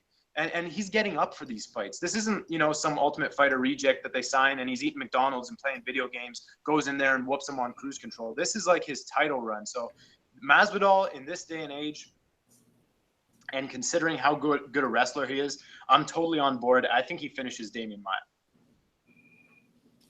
All right, man. So Finishes. all three of us on Game Bred Masvidal. So moving on here to the first of two title fights, man. We got Joanna Jedrzejczyk minus 155 taking on Jessica Andrade plus 135. The former 135-pounder getting that 115-pound title shot. Interesting stuff, man. I'm going to start off with Dan on this one. This might actually surprise a lot of people, but after 75 million hours of tape study, I believe there's going to be a new champion on Saturday night. And I'll tell you why, man. I think that, obviously, Joanna, best female fighter of all time. Come on, not Ronda Rousey, not Carla Esparza, not Gina. It's Joanna. It's Joanna Jedrzejczyk, all right, guys? But and I considered her to be, the first ever, the inaugural strawweight champion. We don't talk about Carla Esparza around here, man. But look, here's how I think the fight's going to go down. So Jedrzejczyk, she's known for that unbelievable Muay Thai. And, man, she out-volumes a lot of people. If you're, a pretty girl like Jessica Penne, you might get stopped in that second or third round, and you might never come back the same ever again. But this ain't no pretty girl like Jessica Penne. This is like a little dude. This is like a little short, stocky John Lineker, man. And, dude, have y'all seen how these chicks react when Jessica Andrade hits them? They don't like it at all. And not only that, you watch that fight with Angela Hill, because I always had the question, how's Jessica Andrade going to do when she fights a long striker? Now, obviously Angela Hill, 1-4 in the UFC. She ain't anywhere near the level of Joanna Jedrzejczyk. However, one fundamental difference between Angela Hill and Joanna Jedrzejczyk is that Angela Hill moves a hell of a lot more. And that's why Jessica Andrade had to go out there and chase her, pretty much for all 3 rounds and absolutely destroy her too. She's not going to have to chase Joanna Jedrzejczyk. Joanna Jedrzejczyk is going to be right there, and it's going to be ripe for the picking. And what I think is going to happen, man, is I think Jessica Andrade is going to go out there, blitz her. I don't know if she's going to put her away early or not, because, Joanna's so damn tough. But I think she's going to eat what Joanna throws at her, no problem. But I'm not convinced that Joanna can eat what Jessica throws at her, no problem. And Jessica, a lot of people like to talk about her cardio. Yeah, maybe at 135 pounds, her cardio suspect, but for her to fight at 115, she has to completely change her life, her diet, everything has to be on point in order for her to make that 115 weight class. And then you go and you see that fight with Angela Hill. Like I said, this is so important. Angela Hill moves so much more than Joanna Jedrzejczyk. That's why Jessica had to chase her all 3 rounds. Now, what about her cardio? Well, her output, she had way more strikes landed in round 3 than she did in round 2 and round 1. So that to me tells me her cardio is perfectly fine. She looked like she was fresh to go another 2 rounds. Now, if she's getting busted up by Joanna, will she be fresh to go another 2 rounds? I don't know. The thing is, I think she's going to overwhelm Joanna. I don't think Joanna's fought anyone like this before. I don't think Claudia brings this to the table. I don't think Carolina brings this kind of pressure, volume, power. I think we're about to see a new champion. And I took 2 units, plus 130, and new, Jessica Andrade. So before I get into this fight, man, I want to give a quick shout out to all you guys talking in the chat right now. Kakashi Ball, Anna Marek, Jake N. All you guys are savages. Really appreciate you guys coming out and talking in the chat. But me, man, I do like Joanna champion here. I think she's got that championship experience. I think she's got all the tools to just beat the shit out of Jessica Andrade for 5 rounds here. And the thing is, I'm not as impressed with Jessica Andrade's 115-pound run as everyone else. So she goes out there, she puts a whooping on Jessica Penne. Most women would put a whooping on Jessica Penne if you have some sort of power. Doesn't mean you have technique. Goes out there, submits Joanne Calderwood. Not the best takedown defense, not the best submission defense. All right, good on you. Goes out there, goes 3 rounds with Angela Hill, a fighter. Now, I've cashed some bets on Angela Hill while she was over in Invicta, but I do not think so highly of her.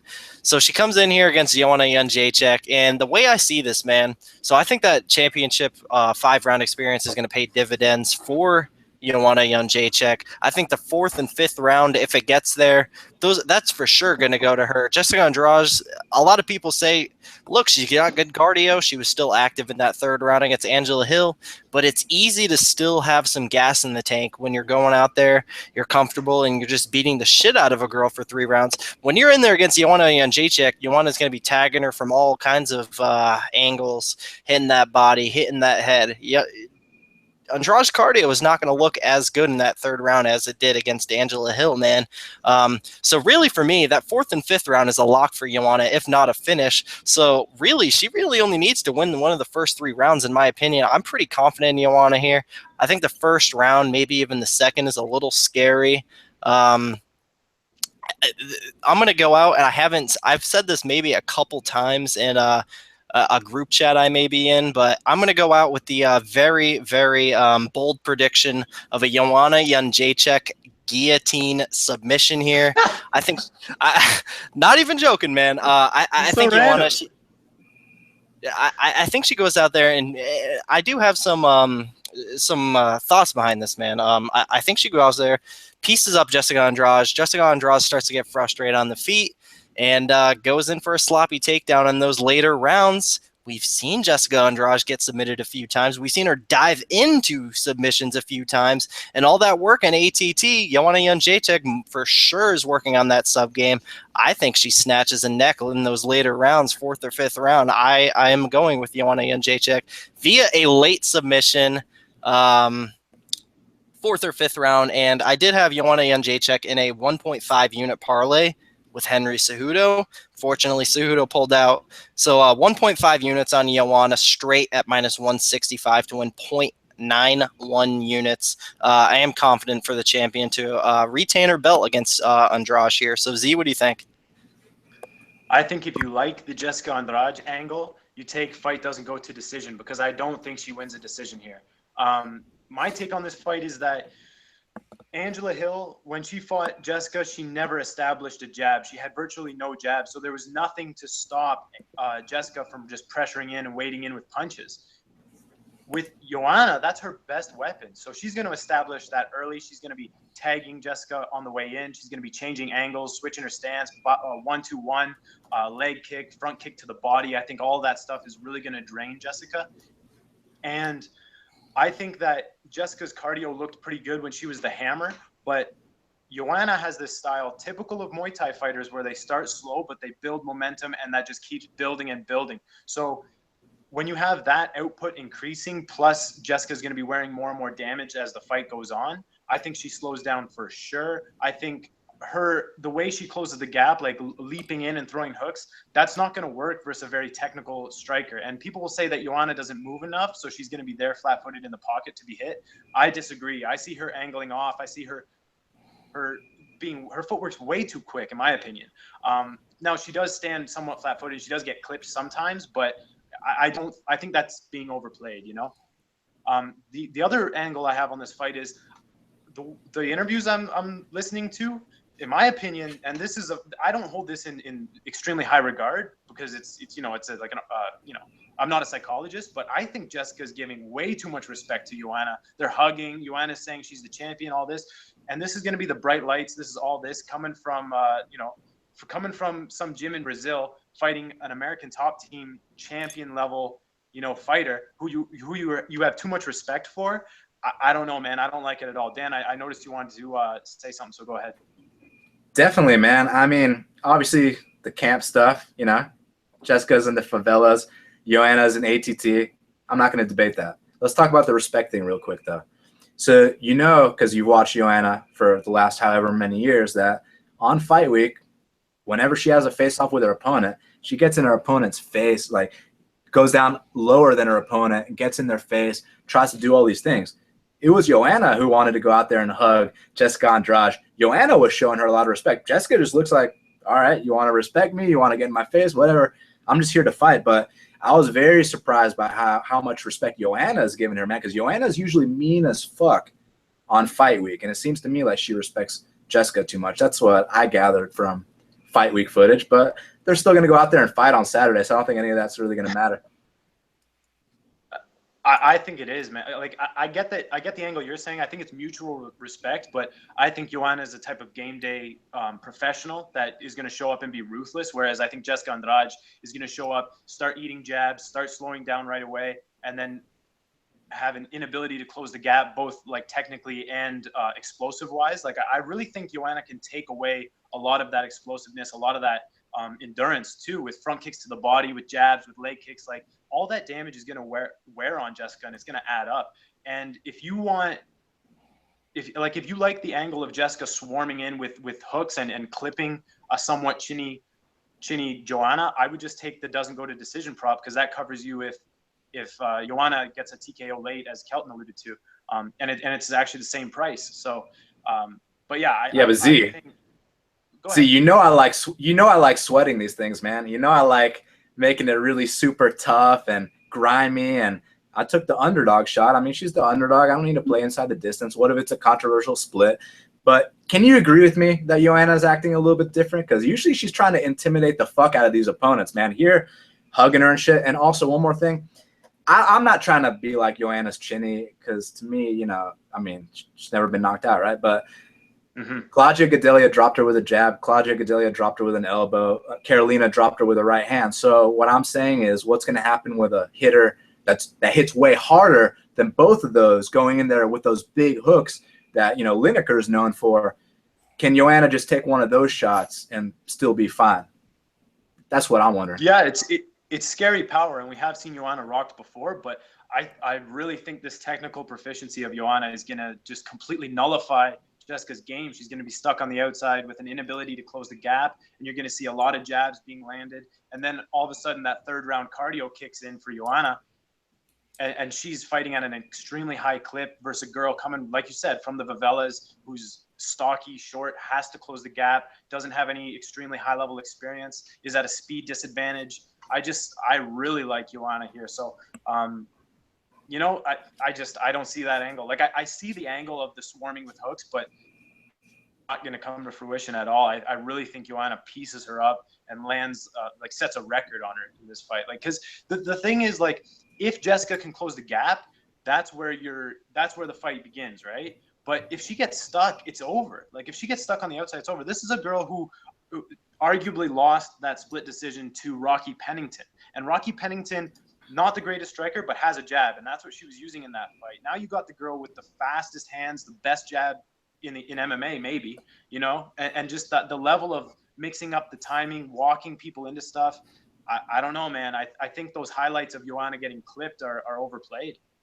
See, are we really going to talk about the Rocky Pennington fight when she was at 135, 2 weight classes up, man? Because, she had to change her whole life to make it to 115. Not only that, if we're going to talk about that, should we also talk about Valentina beating Joanna 3 times when they fought? So, I mean, it's like, it's up a weight class. This is a different story, man. Yeah, but Valentina is a legitimately high-level striker.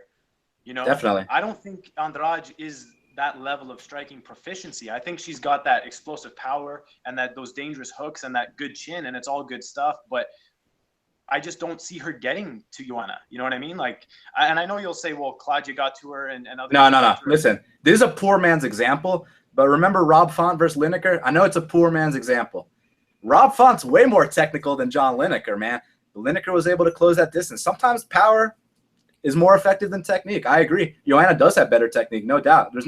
I'm not going to sit here and debate that. I mean, multiple-time Muay Thai world champion. I mean, I don't got to sit here and talk about her credentials. She's unbelievable. Yeah. She is more technical than Jessica Andrade, no doubt.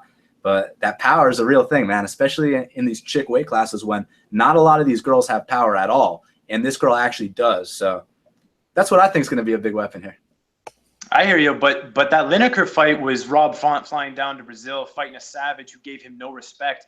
In this fight, I go back to that angle of respect. I think Jessica has too much respect for Joanna. She's not going to pressure in right away. And so right out the gate, Joanna is going to get a lead with body kicks, front kicks to the body, jabs, leg kicks, and all. As soon as that starts to tilt where Joanna is increasing the pace and Jessica's wearing damage, the fight's over, in my opinion. Like, I don't think Joanna or Jessica's going to be able to close the gap after that has been established. And the first thing Joanna does in all her fights is establish her range, establish her jab, and she's got a good reach advantage in this fight. I don't think the technical proficiencies are there for Jessica to get to her. I think you've got a puncher's chance, and if you're taking that puncher's chance angle, I would just advise that you take inside the distance so you cover it in case Joanna takes over late and TKOs her. But I understand you like the grind, you like those greasy decisions, but in my opinion, the chance of Jessica winning a decision here is slim to none. She either gets it done early, storms her and rocks her and gets her out of there, or she gets swarmed on late. Like Kelton said, rounds 4 and 5 are a lock for Joanna. So that's just my take on the fight. I'm pretty confident Joanna can box her up. I don't often use the L word, but if you guys are right about that and she does do what you guys say. I used it for rounds. If she does what you guys say she's going to do, man, I'll stand up and clap. Like, I ain't no bitch. If she goes out there and destroys Andrade, hey, props to you. You're Joanna champion. It is what it is, man. However, I don't believe that's going to happen. So one thing I'll say about Joanna getting dropped in her previous fights, she did get dropped by Carolina and Gedalia. Andrade doesn't have the technique that a Carolina does or the technique that a Gedalia has. And another thing, Joanna, she got dropped by Gedalia, she got dropped by Carolina, but she came back like a champion and won the following rounds in both those fights, man. So I do like Joanna champion here. I think she has that experience in Muay Thai, in the UFC octagon. So yeah, man, like Joanna here, but moving on here to the second fight, or the second title fight of this card, the main event rematch of a absolute 5-round war. Probably, I would say, my favorite heavyweight fight of all time, man. We got Stipe Miocic, minus 130, defending his belt against my favorite fighter of all time, Junior Sagano dos Santos, plus 110. And I'll start out with Z on this one. Well, Dan, I got to backtrack a bit because Dan was right about the last fight where he said there's going to be a new champion. There is going to be a new champion, and it's going to be new and again JDS. I think JDS has him outgunned on the feet here. I really think JDS is the best boxer in the UFC's heavyweight division. Now, there's an argument, of course, and it's a valid one, that JDS has incurred a lot of damage throughout his career, that he's slowing down. These are all real facts, but when you get a fighter like that who has taken damage, who's slowing down, I like that he's taken this 1.5-year break where he hasn't had a fight. He's had lots of time to recover, rejuvenate, new camp. He did have a fight where he went 5 rounds on a heavy bag named Ben Rothwell, but he didn't take any damage there. And what he showed me in that fight was an extremely loose, educated jab. Now, he's always had a good jab, but it was very, very loose. And I think with Stipe, if Stipe's splitting the jab with him, I think it's Junior who dictates that. I think he's got faster hands, and Stipe's very crisp and he comes in clean, but he doesn't move his head a lot. So I just think he's going to be there for the bombs of JDS as he was in the first fight. Since their first fight, you can look at their records and you can say, well, JDS went 1-1, he got knocked out. That's a sign that he's chin's cracked, all this. And JDS is not, or Stipe rather, has gone out there and finished 4 guys in a row. But with Mark Hunt, I mean, Mark Hunt was gassed in round 2, and Stipe was able to just box him up and be the nail. That's great. It's a sign of his conditioning, his fight IQ, his technique, and all that. It's all good stuff. But realistically, he didn't have to go through a war to win that fight. With Arlovski and Overeem, 2 very chinny guys, he capitalized on their chins, and even in the Arlovski fight, he did get dropped. And then with Verdum ran at him, he angled off and countered brilliantly. And whether that was, planned or he saw that in the moment, it's not an opening that JDS is going to give to him. I think this fight plays out similarly to the first one. And in that first one, JDS won. A lot of people think that Stipe won, or they argue that Stipe won the first fight. I think, again, that's just a case where the underdog makes it competitive, so people lean with the underdog in the decision. But when you go back and you watch that, I really think JDS beat him. And I think JDS is getting better a lot. Like, I don't really buy this JDS is over the hill stuff. He's still the younger fighter than Stipe. And sure, he hasn't taken the kind of damage. Stipe hasn't taken the kind of damage that JDS has. But I go back to that time off. Like, in my opinion, he's had great management recently. Like, he really only had that Rothwell fight, didn't take any damage. He's coming in fresh. So if he's fresh, he's looking fast. His hands looked fast against Rothwell. Now, of course, people will say, oh, it's Rothwell, super slow. Yeah. But I really think JDS can just box him up. I think he's got the boxing technique. I think he has a more diverse arsenal of punching, of punches and punching combinations. And I see an and new. And specifically an opening I see for JDS is his left hook, because Stipe always gets cracked on the left side. Mark Hunt was landing on the left. Overeem dropped him with a left.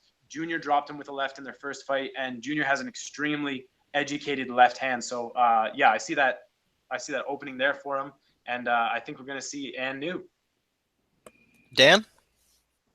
I think we're going to see and still. However, this isn't one of the fights I'm betting on. I was considering it, but it's a heavyweight fight. Either guy could win. But here's my thing, man. Cigano, his run from the Verdum fight to the Mir fight, that whole run he had, you can make an argument that's the greatest heavyweight we've ever seen, man. I mean, it was just the things he would do to people, man. The Shane Carwin fight, you know what I'm saying? I'm not even talking about all his knockouts. I'm talking about 3-round destruction. Like, butchering. Shane Carwin's eye was hanging off, man. You know what I'm saying? So Junior Cigano's a beast, man. Look, that second and third Kane fight, I mean, come on. Can we both agree you got ran over by a bus twice? And, he had facial reconstruction. Like, that happened. That's a real thing that we're making up. That really happened. Then he had the 5-round war with Stipe, which I scored for JDS. I bet JDS. But, man, I think this time, look, if JDS gets his space, which, when he gets off on that space, man, when you give him space to throw those hands, man, you might go down, because the way he establishes a jab, then he starts popping that jab to the body. His uppercut's beautiful. His overhand's awesome. His left hook, everything. His boxing's phenomenal. And I'm glad that he stopped throwing that fucking spinning heel kick every fight. You know what I'm saying? He's finally back to his boxing roots, which I'm really happy about. So what I'm wondering here is, is Stipe going to be able to, put volume on him, move around kind of like Bisping does, but a heavyweight version of Bisping, pop that jab, and use his durability, which he does in a lot of his fights, because you recall the Overeem fight where he did get rocked twice, but he was able to come back, and when he rocked Overeem, the fight was over. So this dude is very durable, man. And JDS, obviously, we don't got to talk about how durable he is. When Kane stopped him, Kane had to make a phone call and call up the mat to slam JDS's head into it so he could get knocked out, because Kane couldn't knock him out on his own. You know what I mean? He had to call backup. But then you watch that Reem fight. Reem hits him with that left, sends him flying across the octagon.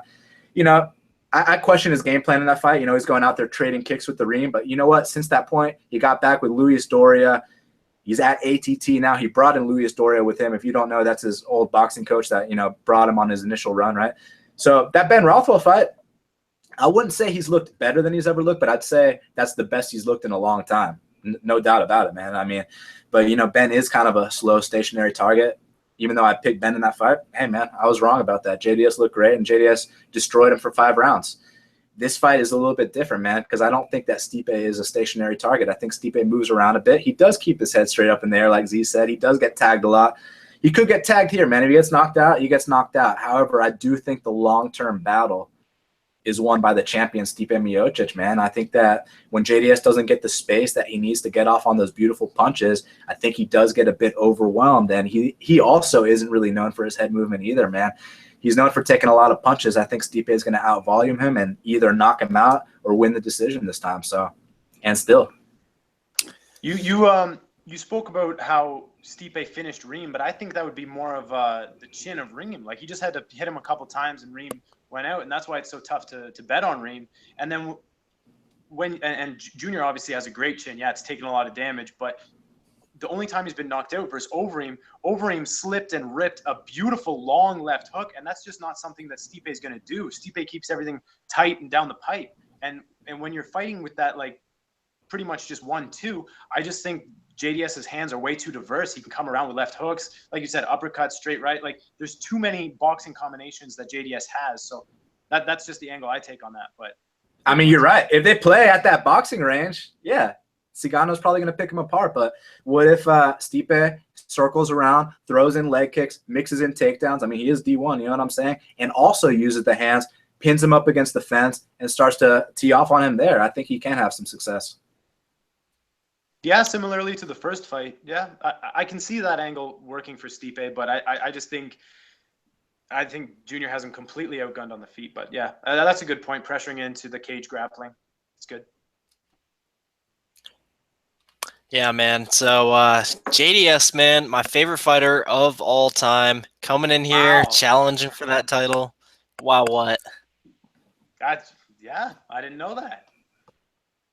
Yeah, favorite fighter of all time right there. Now, unfortunately, first ever UFC event I ever went to was that JDS versus Overeem fight. Was extremely disappointed in that performance, but you know, Nate Diaz made up for it a little bit earlier in the night against Michael Johnson. But yeah, man, JDS, there's a lot of things I like about him, man. He you know, a lot of people talk about how the Cain Velasquez fights, you know, they changed JDS's life and he's never going to be the same. But the thing is, he came back against Stipe Miocic and beat him over the course of 5 rounds.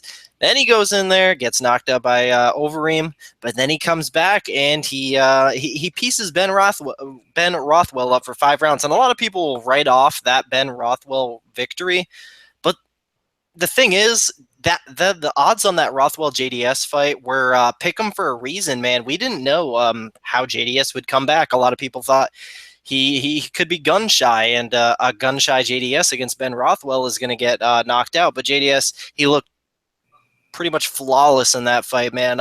Like Dan said, he got back with his old boxing coach. Looks amazing. The boxing really looks better than ever. Not quite as ruthless as he was back in the day during that amazing run he had that Dan mentioned. But I personally do believe that as of right now, JDS, he may have gotten caught by Overeem, but I do think he is the best heavyweight in the world, and I think he's going to rightfully earn that title on Saturday night, man. I think he's pretty much better than Stipe probably everywhere besides the wrestling, although I don't think Stipe is going to be able to take JDS down. I think JDS has very good wrestling defense. He's going to be able to stuff those takedowns. Going to be able to box up Stipe Miocic. He's got the better cardio. In my opinion, he's got the better chin. I didn't see Junior Dos Santos going out there and getting rocked by Stefan Struve, how Stipe Miocic did. And he's got the better cardio than Stipe. I like him a lot, and I actually got him by decision. I think JDS wins a 49-46 here. Knockout wouldn't surprise me. Obviously, this is heavyweights, but I think he gets it done, man. I think these are close rounds, but close to the point where it's clear JDS wins. I don't think this is a complete stomping. I do have 1 unit on JDS. I got him at plus 175 very early on. I had to jump on that, man. Heavyweight title fight, such a big line on one of the best heavyweights of all time. Obviously, I jumped on that at the right time. He's down to plus 110 now, so I'm feeling good about that, man. Even in a loss, I feel good about that 1 unit on plus 175. And new 2-time UFC heavyweight champion, Junior Cigano Dos Santos. So that's going to do it for the card, guys. 13 fights down. Awesome card. I'm going to ask these guys, as I always do at the end of these shows, their prediction for the fight of the night and their prediction for 2 performance bonuses. I'll start off, man. Fight of the night, I'm thinking we got Chaz Skelly versus Jason Knight. Feels like we talked about that fight hours ago, man. But that fight was amazing, man. That fight's gonna be amazing, man. Both guys very well-rounded, both exciting guys, and the way I see it playing out stylistically is going to be very exciting. For performance bonuses, I'm going to say Jorge Gamebred Masvidal gets that first round knockout. And the other performance bonus, I will go with I'm going to go with James Vick here because I think he can get it done in a very exciting fashion via if it's submission or knockout. Z, what about you? Way to take all the good ones, Kelton. Fight of the night, I'll go with Poirier and Alvarez just to switch it up. I was going to go Knight and Skelly. I think just the fact, like we were talking about earlier, how Poirier tries to be defensively responsible, but as soon as one guy gets tagged, these guys will both just oblige each other and start throwing. So that's going to be crazy for as long as it lasts. As far as performance bonuses, I have to agree. I'll go with El Presidente, Jorge Masvidal. I really think this is a new incarnation of him that we're seeing now, and he's just going to piece Maia up on the feet.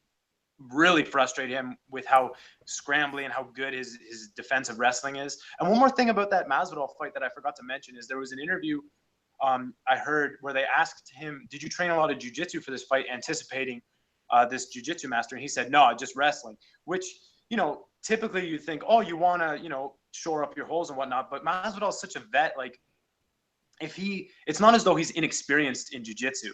And if he focused this whole camp on defending submissions, like Maia could still submit him if he gets it there. So I like that he's just planning to disengage. You know what I mean? Like I really think his whole game is anti-wrestling, disengage, light Maia up. So that's a performance bonus. And then the other one is Joanna Jedrzejczyk, because I think she just has her striking is way too good for that simplistic brawler style of Andrade. And I think she sets a significant strike record in this fight, and I think it's going to be, you know, another performance bonus. Dan? Well, James Vick is about to get performance of the night for sure, man. I mean, UFC kind of stiffed him on one last time. They gave Angela Hill a fight of the night for getting 30-26 by Andrade, when I'm like, well, did you see what Vick just did to Trujillo? You know, taking down the All-American and flying kneeing him and darsing him. I mean, I kind of thought that was performance of the night, but this time he'll finally get that performance of the night. But your pillowcase is a T-shirt of James Vick, so. Oh yeah, hell yeah. He sent me. Maybe I'll have him send you guys a T-shirt too. But listen, man, I think he's gonna go out there and get that 50 G's that he rightfully deserves and that he should have got last time. And also, I think Yair Rodriguez is about to get a performance bonus, because if you can knock out the legend Frankie Edgar, I mean, come on, that's a 50K, that's a 50K check right there. There's no debating that. So those are my two performance bonuses. As far as my fight of the night, I'm gonna go with the co-main event, Jessica Andrade versus Joanna Jedrzejczyk. I think there's gonna be some real oh shit moments in this fight. I think that obviously Joanna's volume is serious, Jessica's power is serious. There's gonna be some crazy shit going on in that fight. I think it's gonna win fight of the night. The reason I didn't go with Poirier Alvarez or Skelly Knight, which are two obvious front runners, I think someone's gonna get finished in both of those fights, man. So I'm gonna go with Andrade and Joanna for the fight of the night, and Vic and Yair for performance. All right, guys. So that is going to do it for the UFC 211 Roundtable breakdown, man. It was an awesome time chatting with both these guys. Z, as always, and Dan for the first time. Want to thank these guys both so much. You know, this episode, this one hits home for me, man. This is awesome for me to do, because when I really got into this game for the first time, these two gentlemen right here were two of the guys I looked up to the most. So awesome for me, man. And I want to thank them both for coming on. And more importantly, I want to thank you guys all for tuning in live, keeping that chat nice and fired up, and even watching the archived version. And comment below, tell me who you're betting on. And yeah, man, subscribe to the channel, do all the things. I'll let these guys plug away in a second, but you can follow me on betmma.tips/MMAKelton, Capertech MMAKelton. Follow me on Twitter. I'll talk fights with just about any of you guys, as long as you know what you're talking about. And I think that's about it, man. Dan, plug away, man. Where can the people find you? Well, firstly, gentlemen, It's been an absolute pleasure, man. This was awesome. Thank you so much, Kelton, for having me. Z, always a pleasure talking fights with you as well, man. For everyone listening, thank you guys as well for checking this out. You can follow me on Twitter at Best Fight Picks. If you're interested in my bets, they're on bestfightpicks.com. Like Kelton mentioned with that Bet MMA tips, I'm also on there as well, being tracked. Trying to get that 100-unit milestone. We'll see what happens this weekend, right? But Best Fight Picks on Twitter, bestfightpicks.com for my plays. I also have a podcast. It's called Half the Battle, and it's on iTunes, SoundCloud, YouTube, and Stitcher. So if you're interested, Half the Battle. It's a lot of fun talking the fights from a betting perspective and talking to very exciting fighters. So once again, Best Fight Picks, Half the Battle. Thank you guys so much. And Dan didn't even mention he does have one of the best co-hosts in the game in Sean Carey Tattoo. Big shout out to Sean Carey. They have an awesome dynamic. I love listening to those guys talk fights. My Wednesday morning ritual is always going grocery shopping, walking around the grocery store, listening to that Half the Battle podcast every Wednesday morning. I love it, man. But Z, man. plug away. Yeah, you guys can follow me at Rockstar Z. My betting record is tracked over 2 years now at rockstarz.capertech.com. I also started tracking this year on BetMMA Tips, so betmma.tips/rockstarz. I'm a tout, so if you want to know exactly what I'm betting on, you got to give me $20 if you couldn't figure out from these video breakdowns. And I also have a YouTube channel, Z's MMA, where I run down the card a bit quicker than this because it's only me. So yeah, be sure to go subscribe to that if you want my opinion on the fights. And like I mentioned in the last breakdown, if you didn't see that, I highly recommend if you were going to go and purchase the picks off a certain tout out there, I would definitely recommend my man Rockstar Z right here, because he has not only put together a very good record with the betting, he's put together a very good reputation. So your money's going to a good guy, and you're going to make some money with this guy. So yeah, man, that's going to be it. Thank you guys all so much for watching, and most importantly, enjoy these fights on Saturday.